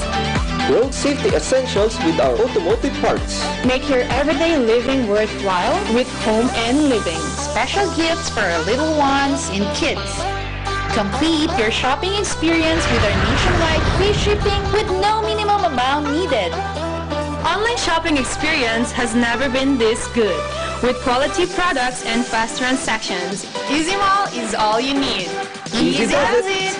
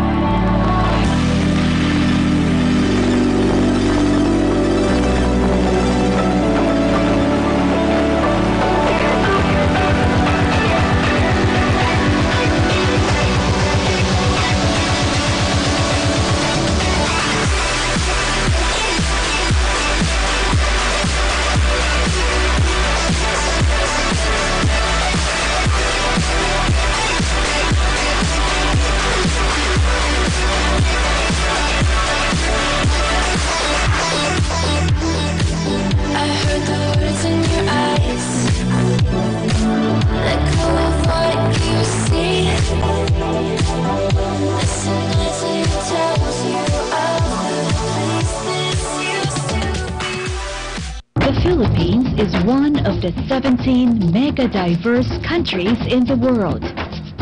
It is home to the most diverse species of life found nowhere else. It is now threatened. Our rich biodiversity provides us with medicines. It is the source of our livelihood. It sustains and nurtures us. We are all connected. Save biodiversity.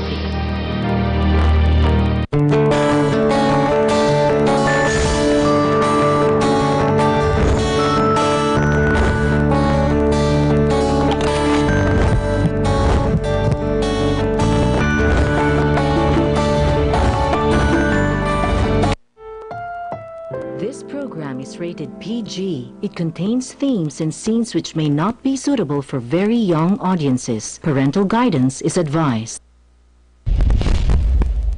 Be advised that the views and opinions of the hosts and guests do not reflect those of the station.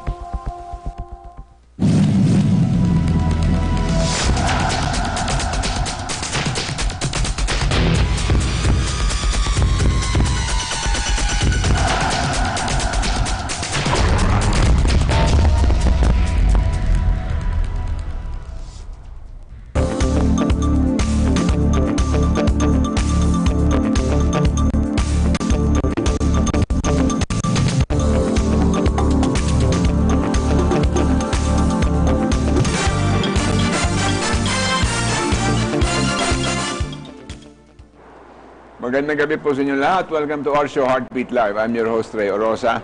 Kakapiling tayo dito para pag-usapan ang maraming bagay na mahalaga po para sa ating kinabukasan at sa ating kalagayan po sa ngayon. Alam po ninyo, sa gabing ito, inanyayahan namin dito ang isang tao na very active ng Executive Director ng Ibon Foundation. At pag-usapan natin ngayon ay hindi magandang topic. Buwis! In other words, meron na kasi malapit ang mapasa natatapos na sa Kongreso, malapit nang matapos ngayon sa Senado, yung tinatawag nilang tax reform program under the name TRAIN. At marami silang mga buwis na babaguhin. Ang ibig sabihin nito, mayroong makikinabang, at ang ibig sabihin din nito, mayroong tataas ang buwis. Pero alam ko na si Mr. Africa, na Executive Director ng Ibon Foundation, pinag-aralan nila ng maigi ito at meron sila ngayong mga ideya na gustong palabasin mula dun sa inaaprubahan ngayon sa Senado at saka yung sa Kongreso. Kasi pagkatapos na maaprubahan yan sa Senado, yung version ng lower house at saka ng Senado, pagsasamahin ngayon yan, pupunta yan sa komite para ipag-isahin. Hindi natin minsan malaman kung ano nangyayari doon sa komite. Minsan lumalabas doon, although hindi dapat mangyari yon, nagkakaroon ng mga panibagong mga provisions na wala sa original ng House or the Senate. Technically, that's not allowed. Kasi nire-reconcile mo lang yung Senate and House version. So you cannot depart from the House version or the Senate version, although you may adopt one or the other version. Pagkatapos doon, ibabalik na naman yun sa Kongreso para finally aprubahan. Alright. Ano ang unang ideya mo dito, Kasani?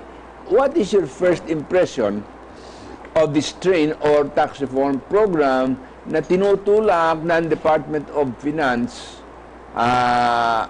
Ang justification nila paano kasi kung pamahalaan na ito magsasabi na libre na ang kolehiyo? Kailangan namin ng pera, pantustos doon. Buna, kung hindi mo naman kaya, bakit mo pinasa yung batas?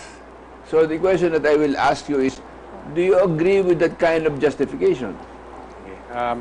Unang reaction talaga, anuman gobyerno ng Pilipinas, ng US, Europa, ng MILF, ng NDF, lahat ng gobyerno kailangan maningil ng buwis. So tama naman yon.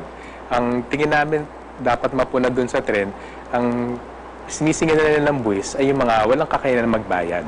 Masyadong pabigat sa mahirap habang pinapalusot yung mayayaman. So, okay. Namin, kailangan... Ano base mo para sabihin na pinalulusot yung mga mayayaman at pinahihirapan yung mahirap? I know that yung sa studies mo dito, naglagay ka ng porsyento Mga porsyento to sa...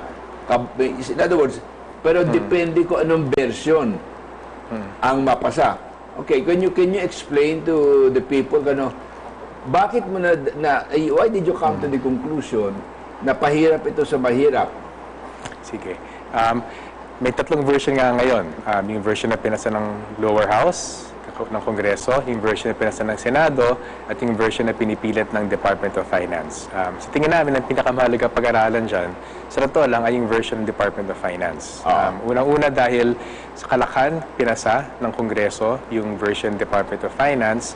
Ikalawa, sa nabanggit nyo nga kanina, malamang pag nasa Bicameral Confidence Committee na, yung mas malabnaw na version ng Senado, malamang ay hindi papansinin. So tingin namin pag-usapan natin dito yung version ng Department of Finance. Ang napakalinas sa version ng Department of Finance, yung mga pinakamahirap na Pilipino, ibig sabihin mga Pilipino kumikita ng 5,000 kada buwan hanggang siguro mga 15,000 kada buwan, magbabayad sila ng dagdag na buwis sa isang taon ng pinakamaliit siguro 1,000, 800 hanggang 1,000 hanggang sa 4,000. Hindi ba sa version that is they are exempt from yung mga kumikita ng 5,000 hanggang 12,500? Depende kung anong mapasa eh. Kung yung first 250 or 150. Pero kung 150, mga 12,500 a month yan, exempto sila sa buwis. Actually, isang panloloko yan ng Department of Finance, ng Kongreso at ng Senado. Sa ngayon, ang bilang ng taxpayers ayon sa BIR na nakuha namin data sa Department of Finance ay abot lamang ng 6 na milyong Pilipino. So kung sinasabi... tumaas na yan. Dati akala ko 4 na milyon lang. Well, actually, 6 na milyon na yan. Kasama na dyan yung mga minimum wage earners na exempted. So batay sa halimbawa alpha list ng BIR at yung mga voluntaryong professional na nagpapalista doon, more or less 6 na milyon ng taxpayers sa Pilipinas. So nababanggit niyo po na hindi ba maraming may exempt dahil dito sa batas na to. Sa totoo lang, panloloko yung kasi sa ngayon, mahigit 80% ng tax ng income earners ay hindi naman nagbabayad ng buwis ngayon.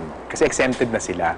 So, kailangan maging malinaw yun kasi isa pinapalabas ng Department of Finance. Maraming may exempt. Na totoo lang, kasi no-link nyo kasi hindi naman sila nagbabayad ngayon. Kaya may exempt sila sa bagay. Pero ano ba limitations ngayon sa income na hindi ka subject to income tax? Minimum wage earner and below, ano man ang amount na minimum wage na yan. Which is how much a year? Sa ngayon, nasa about 11,000 to 12,000 pesos yan. Okay, so that's within the about 15,000 a month. Oo. A month yan. Oo. So, then they are exempt from taxes. Oo. Tapos, ngayon kasi, medyo nakakalito tingin ko sa marami dito sa tax program ng train, hindi na siya income tax eh. Medyo palamuti lang, pampatamis income tax sa isang buong pakete na malinaw lang. Buwis siya sa usapin ng pag-expand ng value-added tax, pagtaas ng buwis sa produktong petrolyo, pagtaas ng buwis sa matatamis na inumin, pagtaas ng buwis dun sa marami naka-exempt na actually dapat ngayon na auto. Pero ako sang-ayon ako dun sa mas mataas na tax sa mga inuming matamis. You know, it's really unhealthy for the Filipino people to be taking so much sugar in all of these drinks. You know, yung katulad ng mga Coca-Cola yan, for example, it's equivalent to 9 tablespoonfuls of sugar per bottle. Eh, kanya dito, lawak na lawak ang diabetes dito sa bansa natin. Tsaka mga bata, para tahimikin, bigyan mo ng soft drink, they become hyper. And it sets them up for, at a young age, to become diabetic. Well, tingin namin, again, kung kami tatanungin, kung gusto natin i-control yung pag-inom ng matatamis na inumin dahil hindi siya maganda sa kalusugan, ang approach dyan, i-regulate yung inumin, hindi yung presyo. Kasi ang problema, habang nandiyan yung produkto na yan, at habang nakasana halimbawa ng mga Pilipino, uminom ng 3-in-1, uminom ng juice dito, uminom ng Coke, kung bibilin siya, pabigat siya dun sa mahihirap. So kumbaga, tingnan namin maling approach na tataasin mo yung bagay na yan para hindi bilhin. Kung bibilin pa rin siya, pabigat siya. So tingnan namin, lalo wala kang choice eh. Kung walang ibang inumin naman na hindi matamis, pati yung tubig naman, mahal ang tubig. Wala kang connection. Grabe yung babayaran pa rin dun sa tubig. So siguro dun sa point na yun, tama naman, dapat i-regulate yung martamis na inumin. Pero kung ang problema sa kanya yung kalusugan, meron naman tayong health regulations para kontrolin yung bagay na yan. So bagay, hindi yung buwis. Kung may problema talaga dun sa dami ng asukal, halimbawa sa soft drinks, i-regulate. Pwede sabihin dyan, ang gusto niyo mga kumpanya. Kung maglalagay kayo ng so many milligrams ng tubig kada litro ng, ng produkto na to, patasan yung tanggalan sila ng tax exemption, bigyan sila ng tax doon. Sa level ng kumpanya. Ang point lang namin, wag doon sa level ng consumer dapat. Doon din naman lalabas yun. Pag nagbayad ang kumpanya ng mas mataas na buwis, ipapasa din naman nila sa umiinom eh. Ito nga. Pero yung pag-discourage ng regulation doon at maging tendensya pa doon, yung kumpanya ang maobliga, kasi gusto niya kumita eh.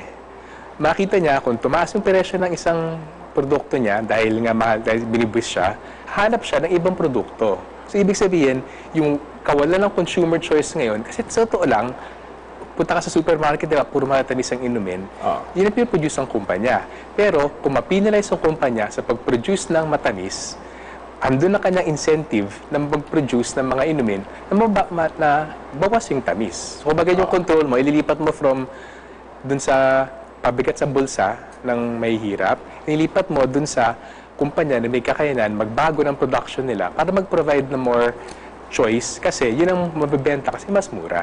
So again, syempre, philosophical choice yan. Do you penalize the consumer or do you incentivize the producer? Of course, open to debate yan. Pero kung kami tatanungin, mas mainam at mas may kakayanan mag-adjust yung kumpanya. Kasi ilang pabrika lang yan, mag-retool sila, magbabago sila ng kanilang production method. Baka ilan lang kumpanya yan. I know, but it might cost them a franchise. What? In other words, the moment you change the formulation and the taste, because mababago yun, it might cost them the franchise. Many of these people are producing according to a franchise. Well, okay lang. Kasi, kung point nga, legitimate kasi yung health reasons. Nasa kapangyarihan ng gobyerno na i-regulate ng isang bagay kung hindi siya mabuti sa kalusugan. So, kumbaga, why don't they stop? Kumbaga, if that is true, let the chips fall, di ba? Why don't they do that with cigarettes? Pwede naman talaga, exactly. Di ba? I agree, pwede.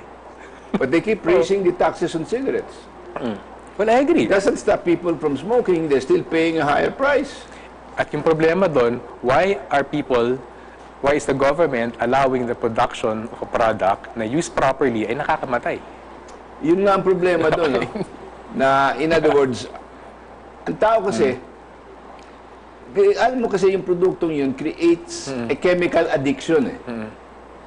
So maybe the question that you should say there is, the consent of the buyer to buy that kind of product is no longer a true consent because it is being forced by addiction. Na-addict na nga siya. Di ba? Oo. Ako, nagkwentuhan tayo kanina. Ako, sa Baguio, iniwala ko, kailangan matibay, matatag, at malakas ang estado sa usapin ng regulasyon ng mga bagay na nakakasama sa kalusugan. So I think, yun nga, ang approach dyan, i-assert yung regulatory powers ng gobyerno na i-regulate ang bagay na nakakasama. Why does it not work? Because some of the other counter-arguments is, di wag nilang bilhin. Bakit bili pa rin sila ng bili? Kasi baka uhaw sila. Kasi nga na-addict na sila. Na-addict na? Oo. Exactly nga yung point eh. Kung gusto tulungan yung publiko dyan, tulungan sila, make the political choice na masama yan. Nandun na nga yung warning, oh.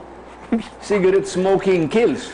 Ako, sir, smoker ako. Pakita mo sa akin litrato ng mga baga na itim na, yung mga kuko na nangingitim. Okay lang. Habang nag-yosi ka, titignan mo, kadiri, oh. Ganun pala. Addict ka na eh. Wala ka na magagawa doon. Alright, we'll have to pause for a few reminders. We'll be right back po.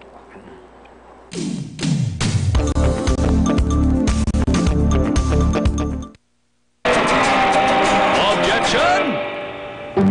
Back here! It's your spine talking. You're overworking us. We're exhausted. No worries.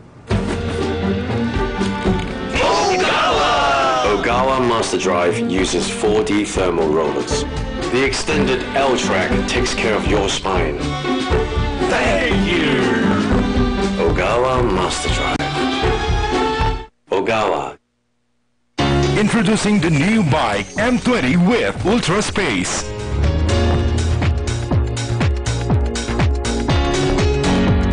Hands-free Bluetooth.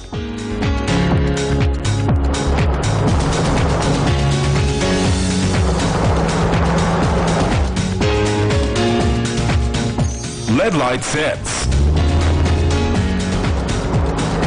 Multifunctional steering wheel.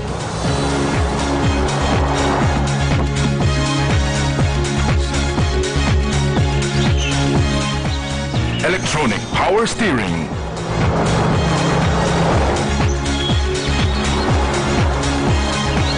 New fashionable compact MPV. Experience the Bike M20.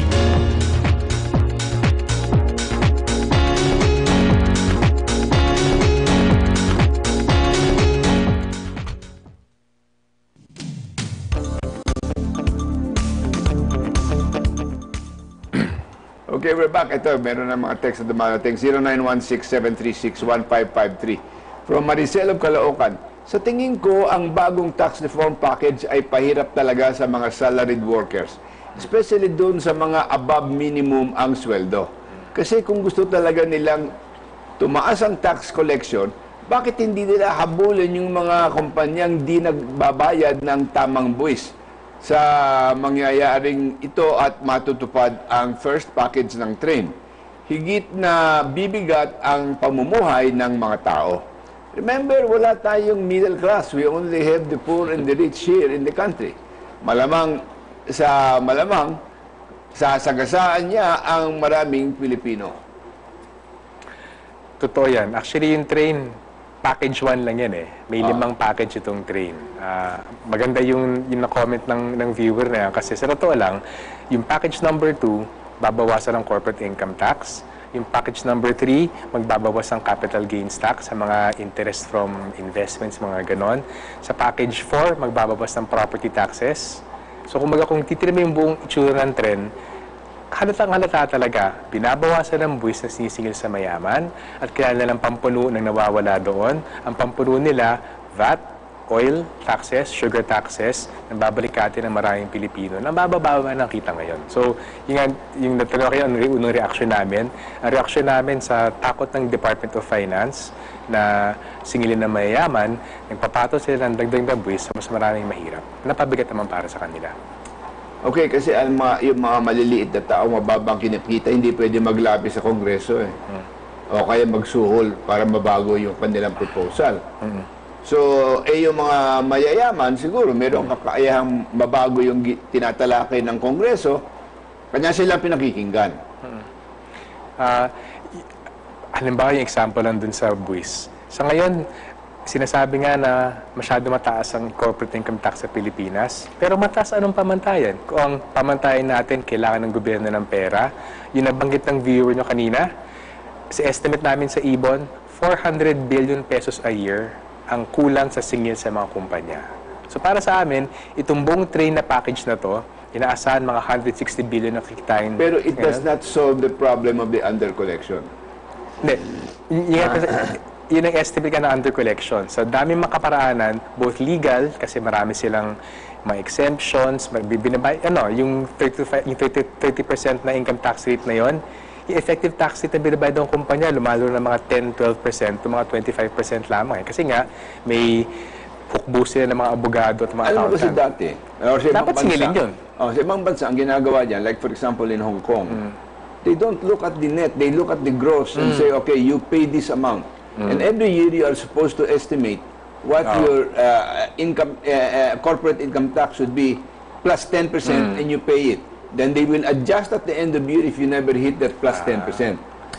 Ang nangyayari kasi dito sa atin, pero yun, based on gross income. So wala nang titingnan yan na deduction na ganito o ganon o ganon. But if you are losing money, etc., they will adjust that at the end of the year when you have all the proof na talagang hindi kaya. Mas maganda yun.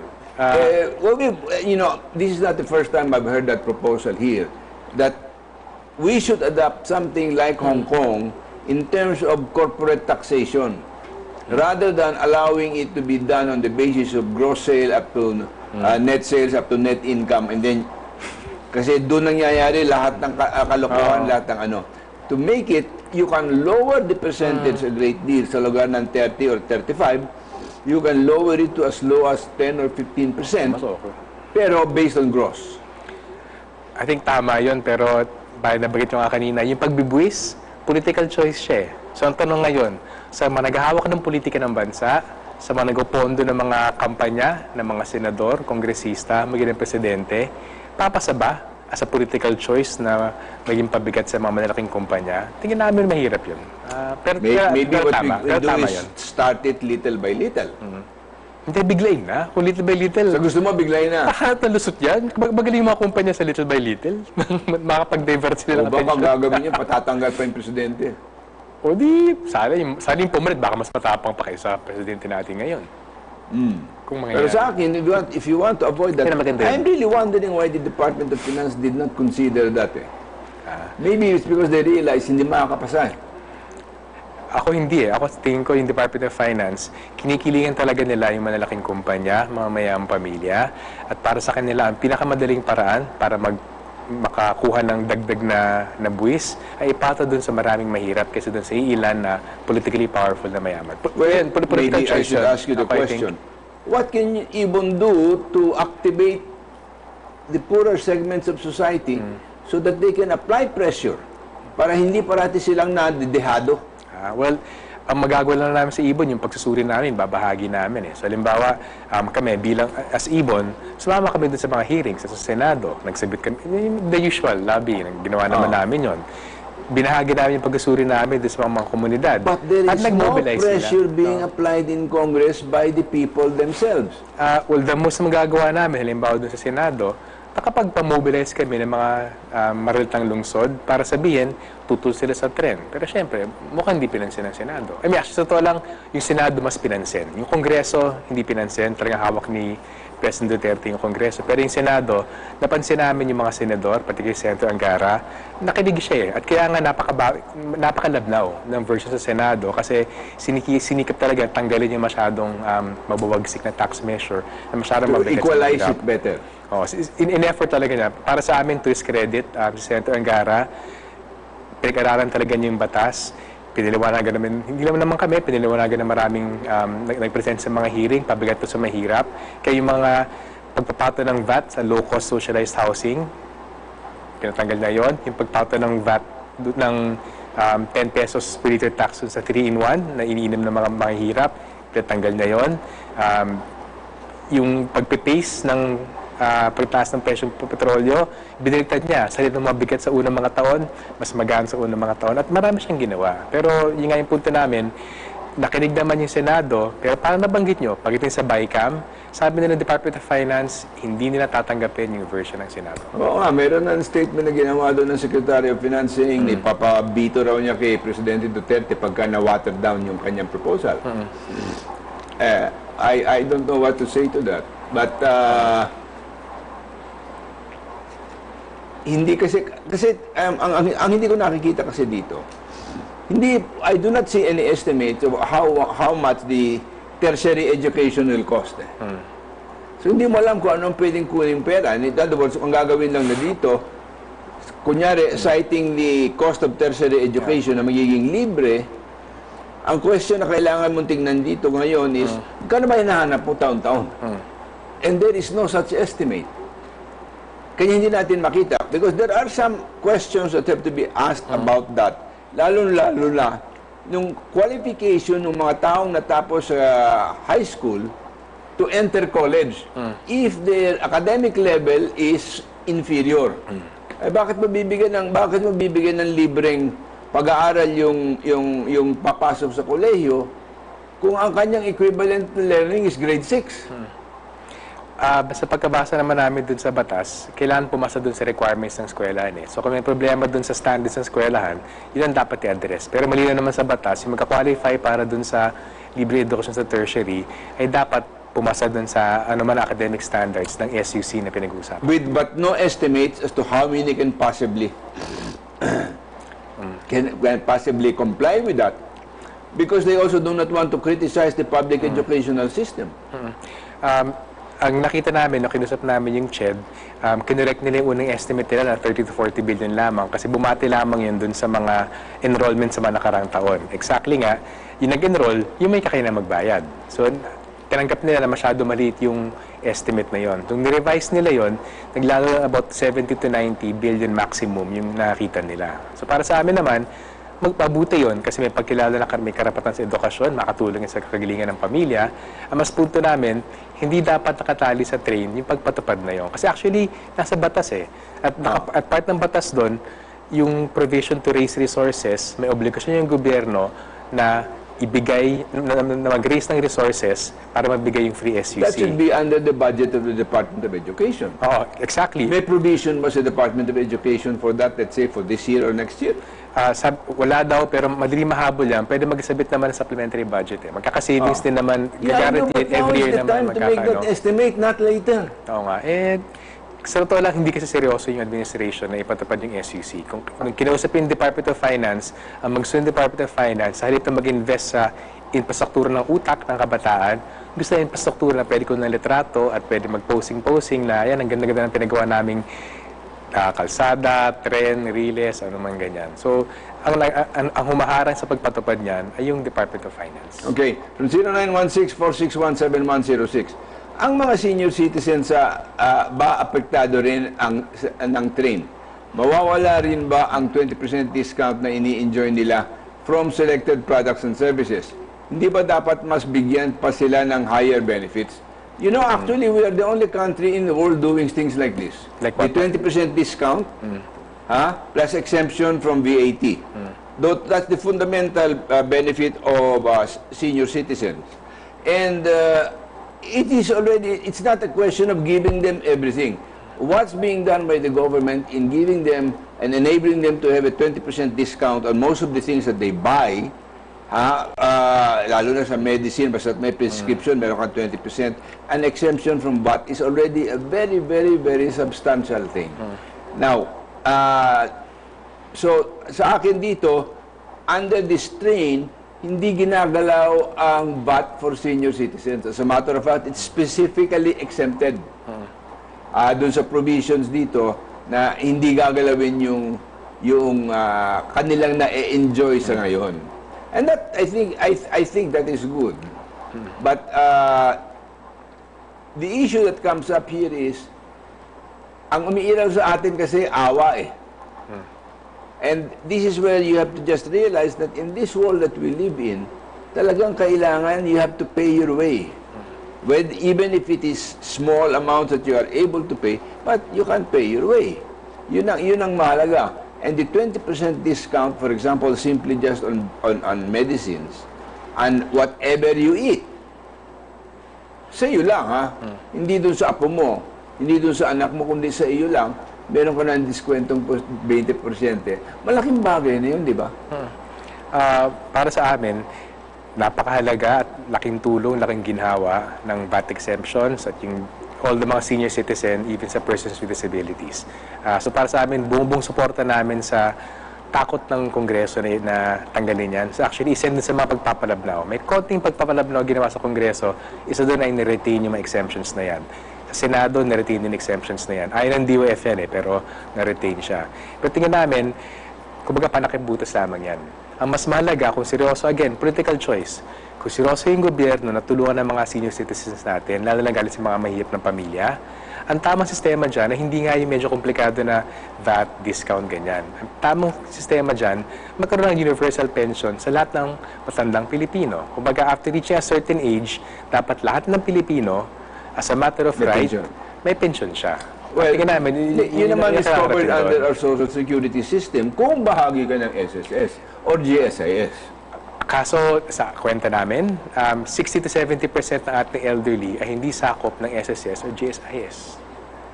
So, bakit ngayon? Kasi libre na ngayon magpasakop sa SSS at GSIS. Well, lalo na sa mga nakaraan, di ba? Kasi may mag-iipon ka eh. Halimbawa sa SSS, 10 taon yata ang kailangan para maka-benefit ka. So, may transition din nagaganap. Pero, ingat, yun ang reality. Marami sa mga Pilipino ay elderly natin ay hindi pasok sa JS or dun sa SSS. Okay, we have to pause for a few reminders. Babalik po kami dalawa dito ni Kasani.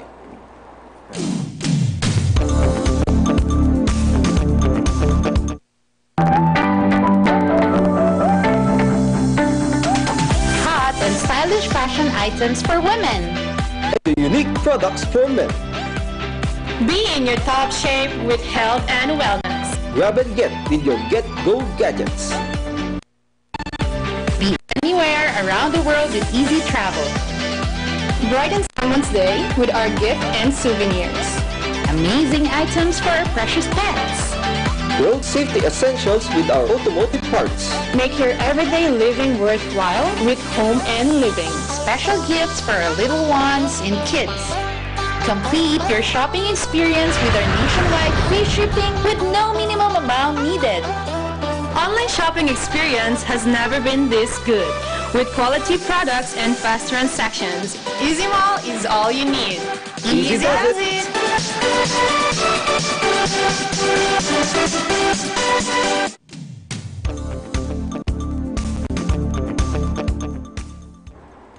Okay, tingnan natin ngayon itong income tax rates. Dito nakalagay na pag below ka ng 250,000, ito sa House version ito, wala ka, babayaran buwis. But you are telling me that even now that's true. So walang pagbabago doon. Walang pakinabang tao dyan. No? Dito naman, pagka 250 ka hanggang 400,000 or 250,001 up to 400,000, 20% ng buwis ang ibabayad mo sa higit sa 250,000. So parang yun ang opening tax rate for this at 250 to 400,000.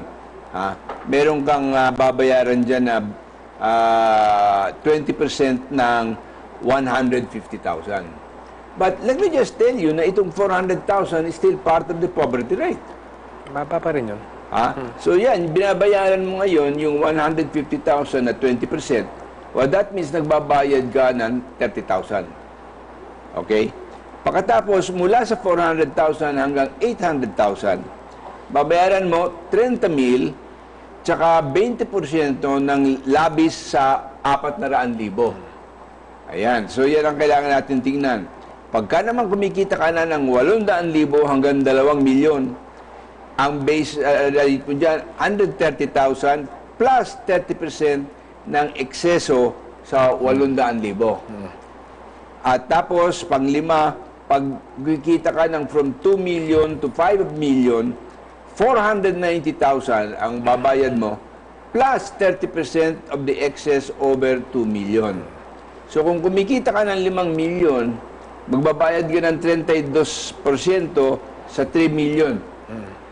Well, that's a lot. That's 900,000 plus 490. So if you're earning from 2 to 5 million, you may well be paying, if you are earning 5 million a year, you are already paying well over 1 million of taxes. Okay? So dito naman pag sobra sa 5 million, bayad mo 1,450,000 plus 35% in excess of 5 million. Yun. So, anong tingin mo dun sa mga rates na yun? Kung ina-number crunch yan, pagkabat nakakalito, ang netong epekto niyan, mababawasan ang binabayad ng income tax. Ano yun? Halos absoluto yun. Based on the distribution of incomes. Oo. Hindi number but distribution. Oo. Siguro, nung kinompute namin yan, siguro kung kumita ka ng mga 6 to 7 million pesos kada taon, yung mga yun may konting pagtaas sa binabayad nila. Pero sa pangkalahatan, yung middle class lalo na, makikinabang sila doon sa personal income tax. Halo-halo dyan. Halimbawa, may estimate dyan yung middle class, baka yung kumikita halimbawa ng, sabihin mo, 20,000 pesos a month. Yung personal income tax, gawin nila, baka mo ko silang 3,000-4,000 na dagdag kada taon. Kaso ang problema dyan, package to. Yung trend na hindi lang income tax. Kung income tax ang pag-uusapan, yung middle class, yung katiting na middle class natin, matutuwa sila, mas marami silang pera sa bulsa.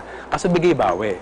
Kasi habang makakatipid sila sa binabayad sa personal income tax, kung sila ay hindi minimum wage earner, bawi naman sa babayaran nila sa VAT, sa langis, kung bumili sila ng kotse, at sa mga sa basa mo, bawi ba yun o mas dihado sila? Mas dihado sila. Walang duda. Dinisenyo itong package na to para sa pangkalahatan, dumagdag ang kita ng gobyerno. Para mangyari yan, lahat ng mga tao magbabayad ng dagdag na buwis nito. At napansin namin, hiningi namin sa Department of Finance yan, gumawa silang computation sa unang taon, mukhang makikinabang.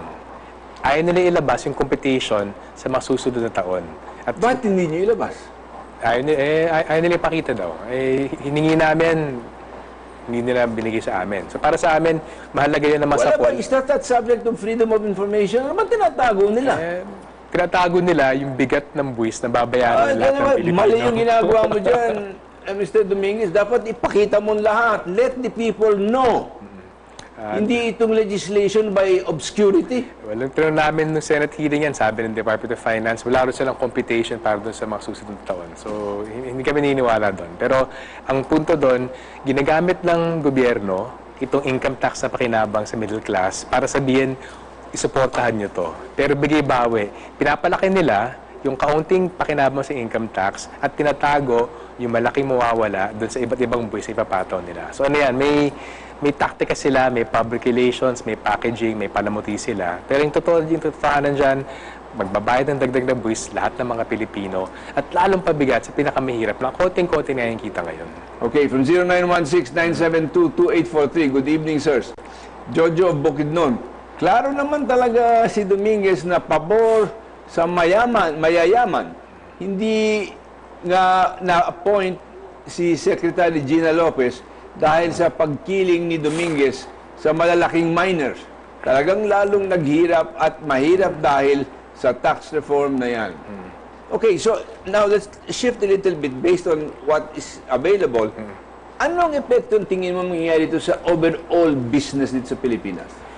Well, walang duda. Kasi yung pinakamalaking bahagi siguro ng tax program, una, hindi totoo na pupunta sa social services sa mahirap. Yung pinakamalaki, mapupunta sa infrastructure. At pinakamalaking infrastructure projects dito sa NCR at mga karatig na rehiyon, gitnang Luzon at Timog Katagalugan. Nito epekto sa business, nasa 3 rehiyon na yan, ang 2/3 ng lahat ng negosyo sa Pilipinas by value. Nasa 3 rehiyon na yan, bubuhos yung pinakamalaking bahagi infrastructure. Makikinabang yung mga negosyo dyan sa infrastructure projects na yan. Pero, yung mga mahirap, yung tunay na mahirap sa probinsya, wala silang pakinabang dyan sa train na yan. Kaya ano yan, yung nabasa mo sabi ng caller dyan na maka-elitista, makamayaman itong si Secretary Dominguez, napapatunayan yan sa disenyo ng train, napapatunayan yan mismo sa pagpatupad ng budget na patapos na. Pero makita sa budget, hindi social service ang priority. Infrastructure sa mayaman na rin ang priority ng budget na ito. Wow. Okay, so dito natin nakikita na we question whether uubra itong tumulong talaga sa pag-aayos o pagpapalago ng ating middle class o yung load ng mga taxes na ito. Because when you sum it all up, it's going to result in an increase in revenue as far as the government is concerned. To enable them to do things that they are saying is necessary for this nation. But of course, some of the richer guys, for example, are saying, bakit naman kami? Tingnan mo yung binibigay dyan, yung pantawid. That's an outright grant to the poor. Why should that be allowed? Well, una, tingin namin, bagamat nakakatulong sa mga pamilya ng pantawid, ang mas kailangan nila, trabaho talaga. So para sa amin, example na sa train, sa halip na magbigay ng pantawid sa isang magsasaka sa Leyte o sa Samar, kung paundarin ng agrikultura yung pag-asaka nila, may irigasyon, yung nakalalang infrastruktura, may farm-to-market road, may post-harvest facility, mga dryer, kung yun yung infrastructure na ibibigay, hindi nila kailangan ng pantawid kasi may trabaho na sila, may hanap buhay sila. So actually, mas maganda kung exactly, yun by way of infrastructure projects, they provide employment opportunities. At infrastructure projects, kung saan kailangan. Kasi talagang may kabalintunahan dito sa build ng administrasyon eh. Maganda kung na litrato yung mga tren, yung mga tulay, yung mga kalsada. Pero kailangan maintindihan natin, itong build, 2/3 ng halaga niya ay nasa NCR, gitnang Luzon, Timog Katagalugan. Ang 3 rehiyon sa Pilipinas sa pinakamababa ang bilang na mahirap. Alam mo, so, sa akin, hindi totoo. Hanggang hindi nila na-resolve itong tagal na problema ng MRT3, sasabihin ko, meron ba nakakaintindi dyan sa administrasyon sa problema dito? Wala ba silang magagawa para patinuin ang takbo ng MRT3 na hanggang ngayon puno pa yun ng problema. Yung nga sa article doon ni Jalio, sabi niya, dito bakit itong mga parting binibigay dito ay mga hindi maganda? Totoo nga yun. Alam mo,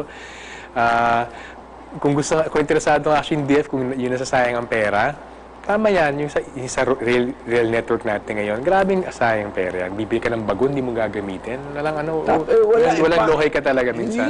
Kasi mali yung spesifikasyon. No, kaya nga eh. Galing sa China yan. Well, namali kasi may pumayag. Mas sinisigilin natin. Yung negosyante ng China, negosyante yan, gagawin niya yung lahat ng gagawin niya. Ang sisigilin mo dyan, alam mo yun, we cannot insist on what is to be made. No. Buyer dapat. Nabibili ba lahat ng Pilipino? Hindi lahat ang nabibili. Yung ilan nasa poder ang binibili. Yun lang ilang nasa poder ang binibili. Oo. Tingnan namin, yun ang dapat managot sa mga pinagagawa nila. Alam mo, maski na yung maintenance contract na yun, hanggang ngayon, hindi pa nare-resolve ba? Sa amin, maganda yung binibitiwan ng bawat administrasyon na anti-corruption sila.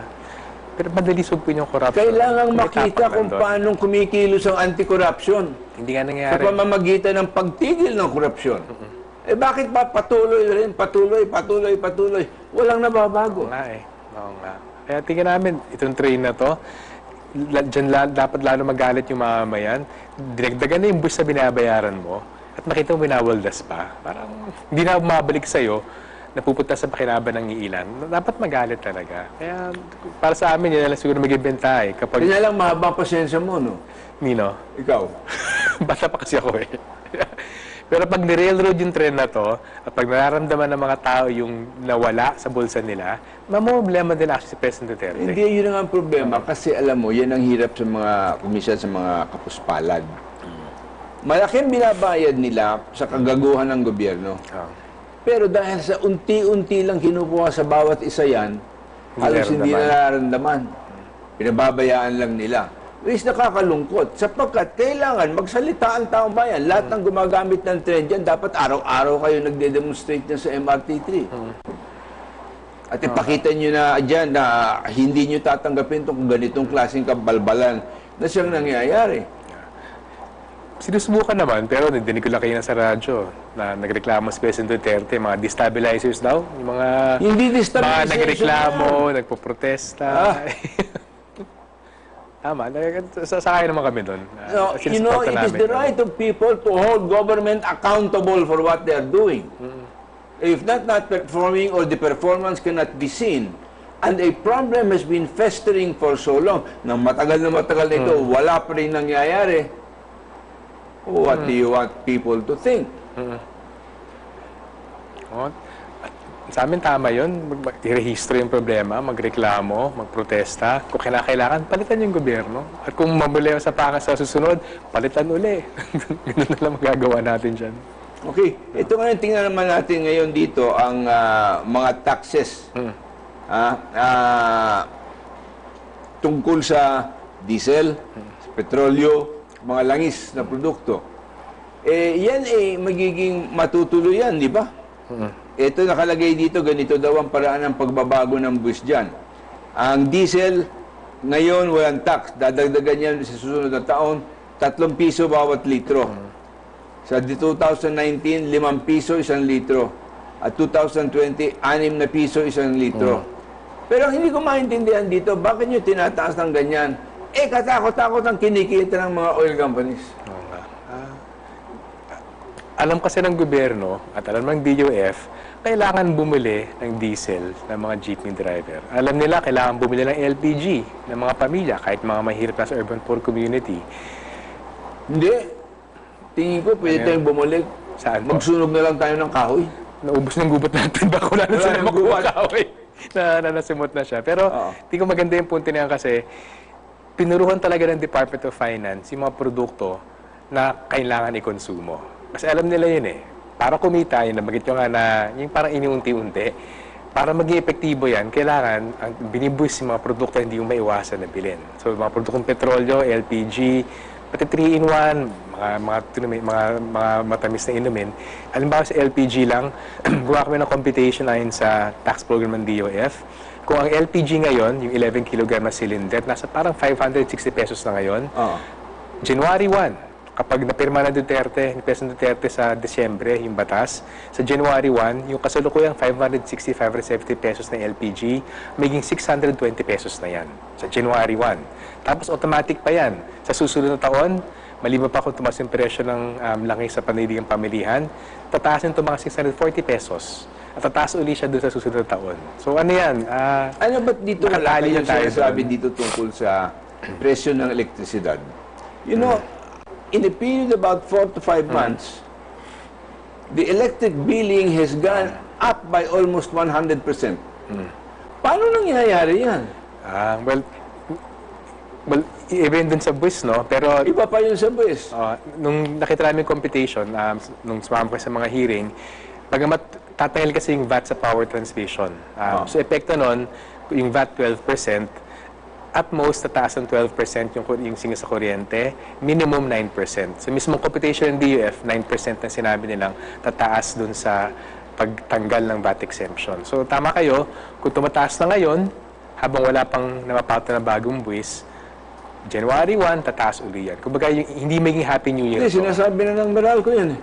O kaya nga, dadagdagan pa. Kaya para sa amin, delikado itong Enero na darating kasi hindi Happy New Year. Ang target ng DOF, pipirman yung batas ng December 15. Pagkatapos ng 2 linggo, sa bagong taon, ipapatupad na. Ibig sabihin, papatawan na ng VAT lahat ng mga produkto na yan. Yung oil prices, tataas na siya. Overnight talaga, mula sa Rizal hanggang sa January 1. Teka muna, may tanong ko. Ano, wasak ba itong bansang ito? Ang Pilipino? Kasi sinabi mo, nakalinya na niyo yung 4 pang mga batas para itaas pa uli ang buwis. Hindi, yung mga susunod na batas, babaan ng buwis ng mayaman. Kaya kumbaga... Ay, di ganun din yun. Para maitaas uli nila sa mahirap. Maaari sa sigarilyo, baka taasan. Sa package number 5, may ganun silang possibility. So gusto nyo, baka may pakinaban naman ulit. We've run out of time. Kasani, but you know, before we stop, matigil tayo dito. Gusto ko manalangin tayo sandali. Just a little prayer. Panginoon, kailangan namin ng tulong dito sa aming bansa. Na magkaroon ng tunay na hwisyo upang makita namin at ng taong bayan ng maigi na ang ginagawa ng pamahalaan ay talagang ikabubuti ng bansa at ikagiginhawa ng bawat Pilipino. Alam namin na kailangan na tayong magbayad para maging progresibo dito sa ating bayan. Marami tayong kailangan baguhin. At nihintay namin na tutulungan nyo kami at ipapakita nyo sa amin kung paano ito magagawa. Maraming yumayaman na ang nangyayari, yumayaman pero nagpapahirap sa ibang maraming tao. At ang kailangan nating makita, ito ang layunin ng pamahalaan, ay yung mamamagitan doon sa mga maraming kaya at yung mga walang kaya o kakaunti ang kaya para hindi masyadong maapi ang mga walang salapi o walang kakayahan at hindi naman maabuso ng mga merong pera at marami na siyang pera. So hindi na kailangan magpayaman pa, hindi naman sinasabi natin huwag silang kumita, pero na magkaroon ng konsyensya sa kanilang pagkilos, sa kanilang negosyo. At ang pamahalaan din ay makita na hindi lang ito question ng pananakot, hindi lang ito pag-question ng pananalitang hindi maganda, kundi question din ng performance. At makita ng taong bayan na yung commitment to honesty, the commitment to integrity, the commitment to proper service and accountability to the nation ay siyang umiral dito sa aming bansa. We need your help, Lord, to be able to do this. And we look to you to assist us in becoming a nation of righteousness and a nation of peace. In Jesus' name, amen. Salamat, Kuya Sani, for being here. I didn't realize that Kuya Sani's father was a good friend of mine. But I remember him with great fondness. Thank you for your presence, Kuya Sani. I don't think this is the end of the story. And we will see soon kung yung nangyayari sa Senado ay moro-moro o tapos na ang boxing. Salamat sa pagdalo nyo sa programang ito. We hope you were pleased with what we were tackling here. God bless you.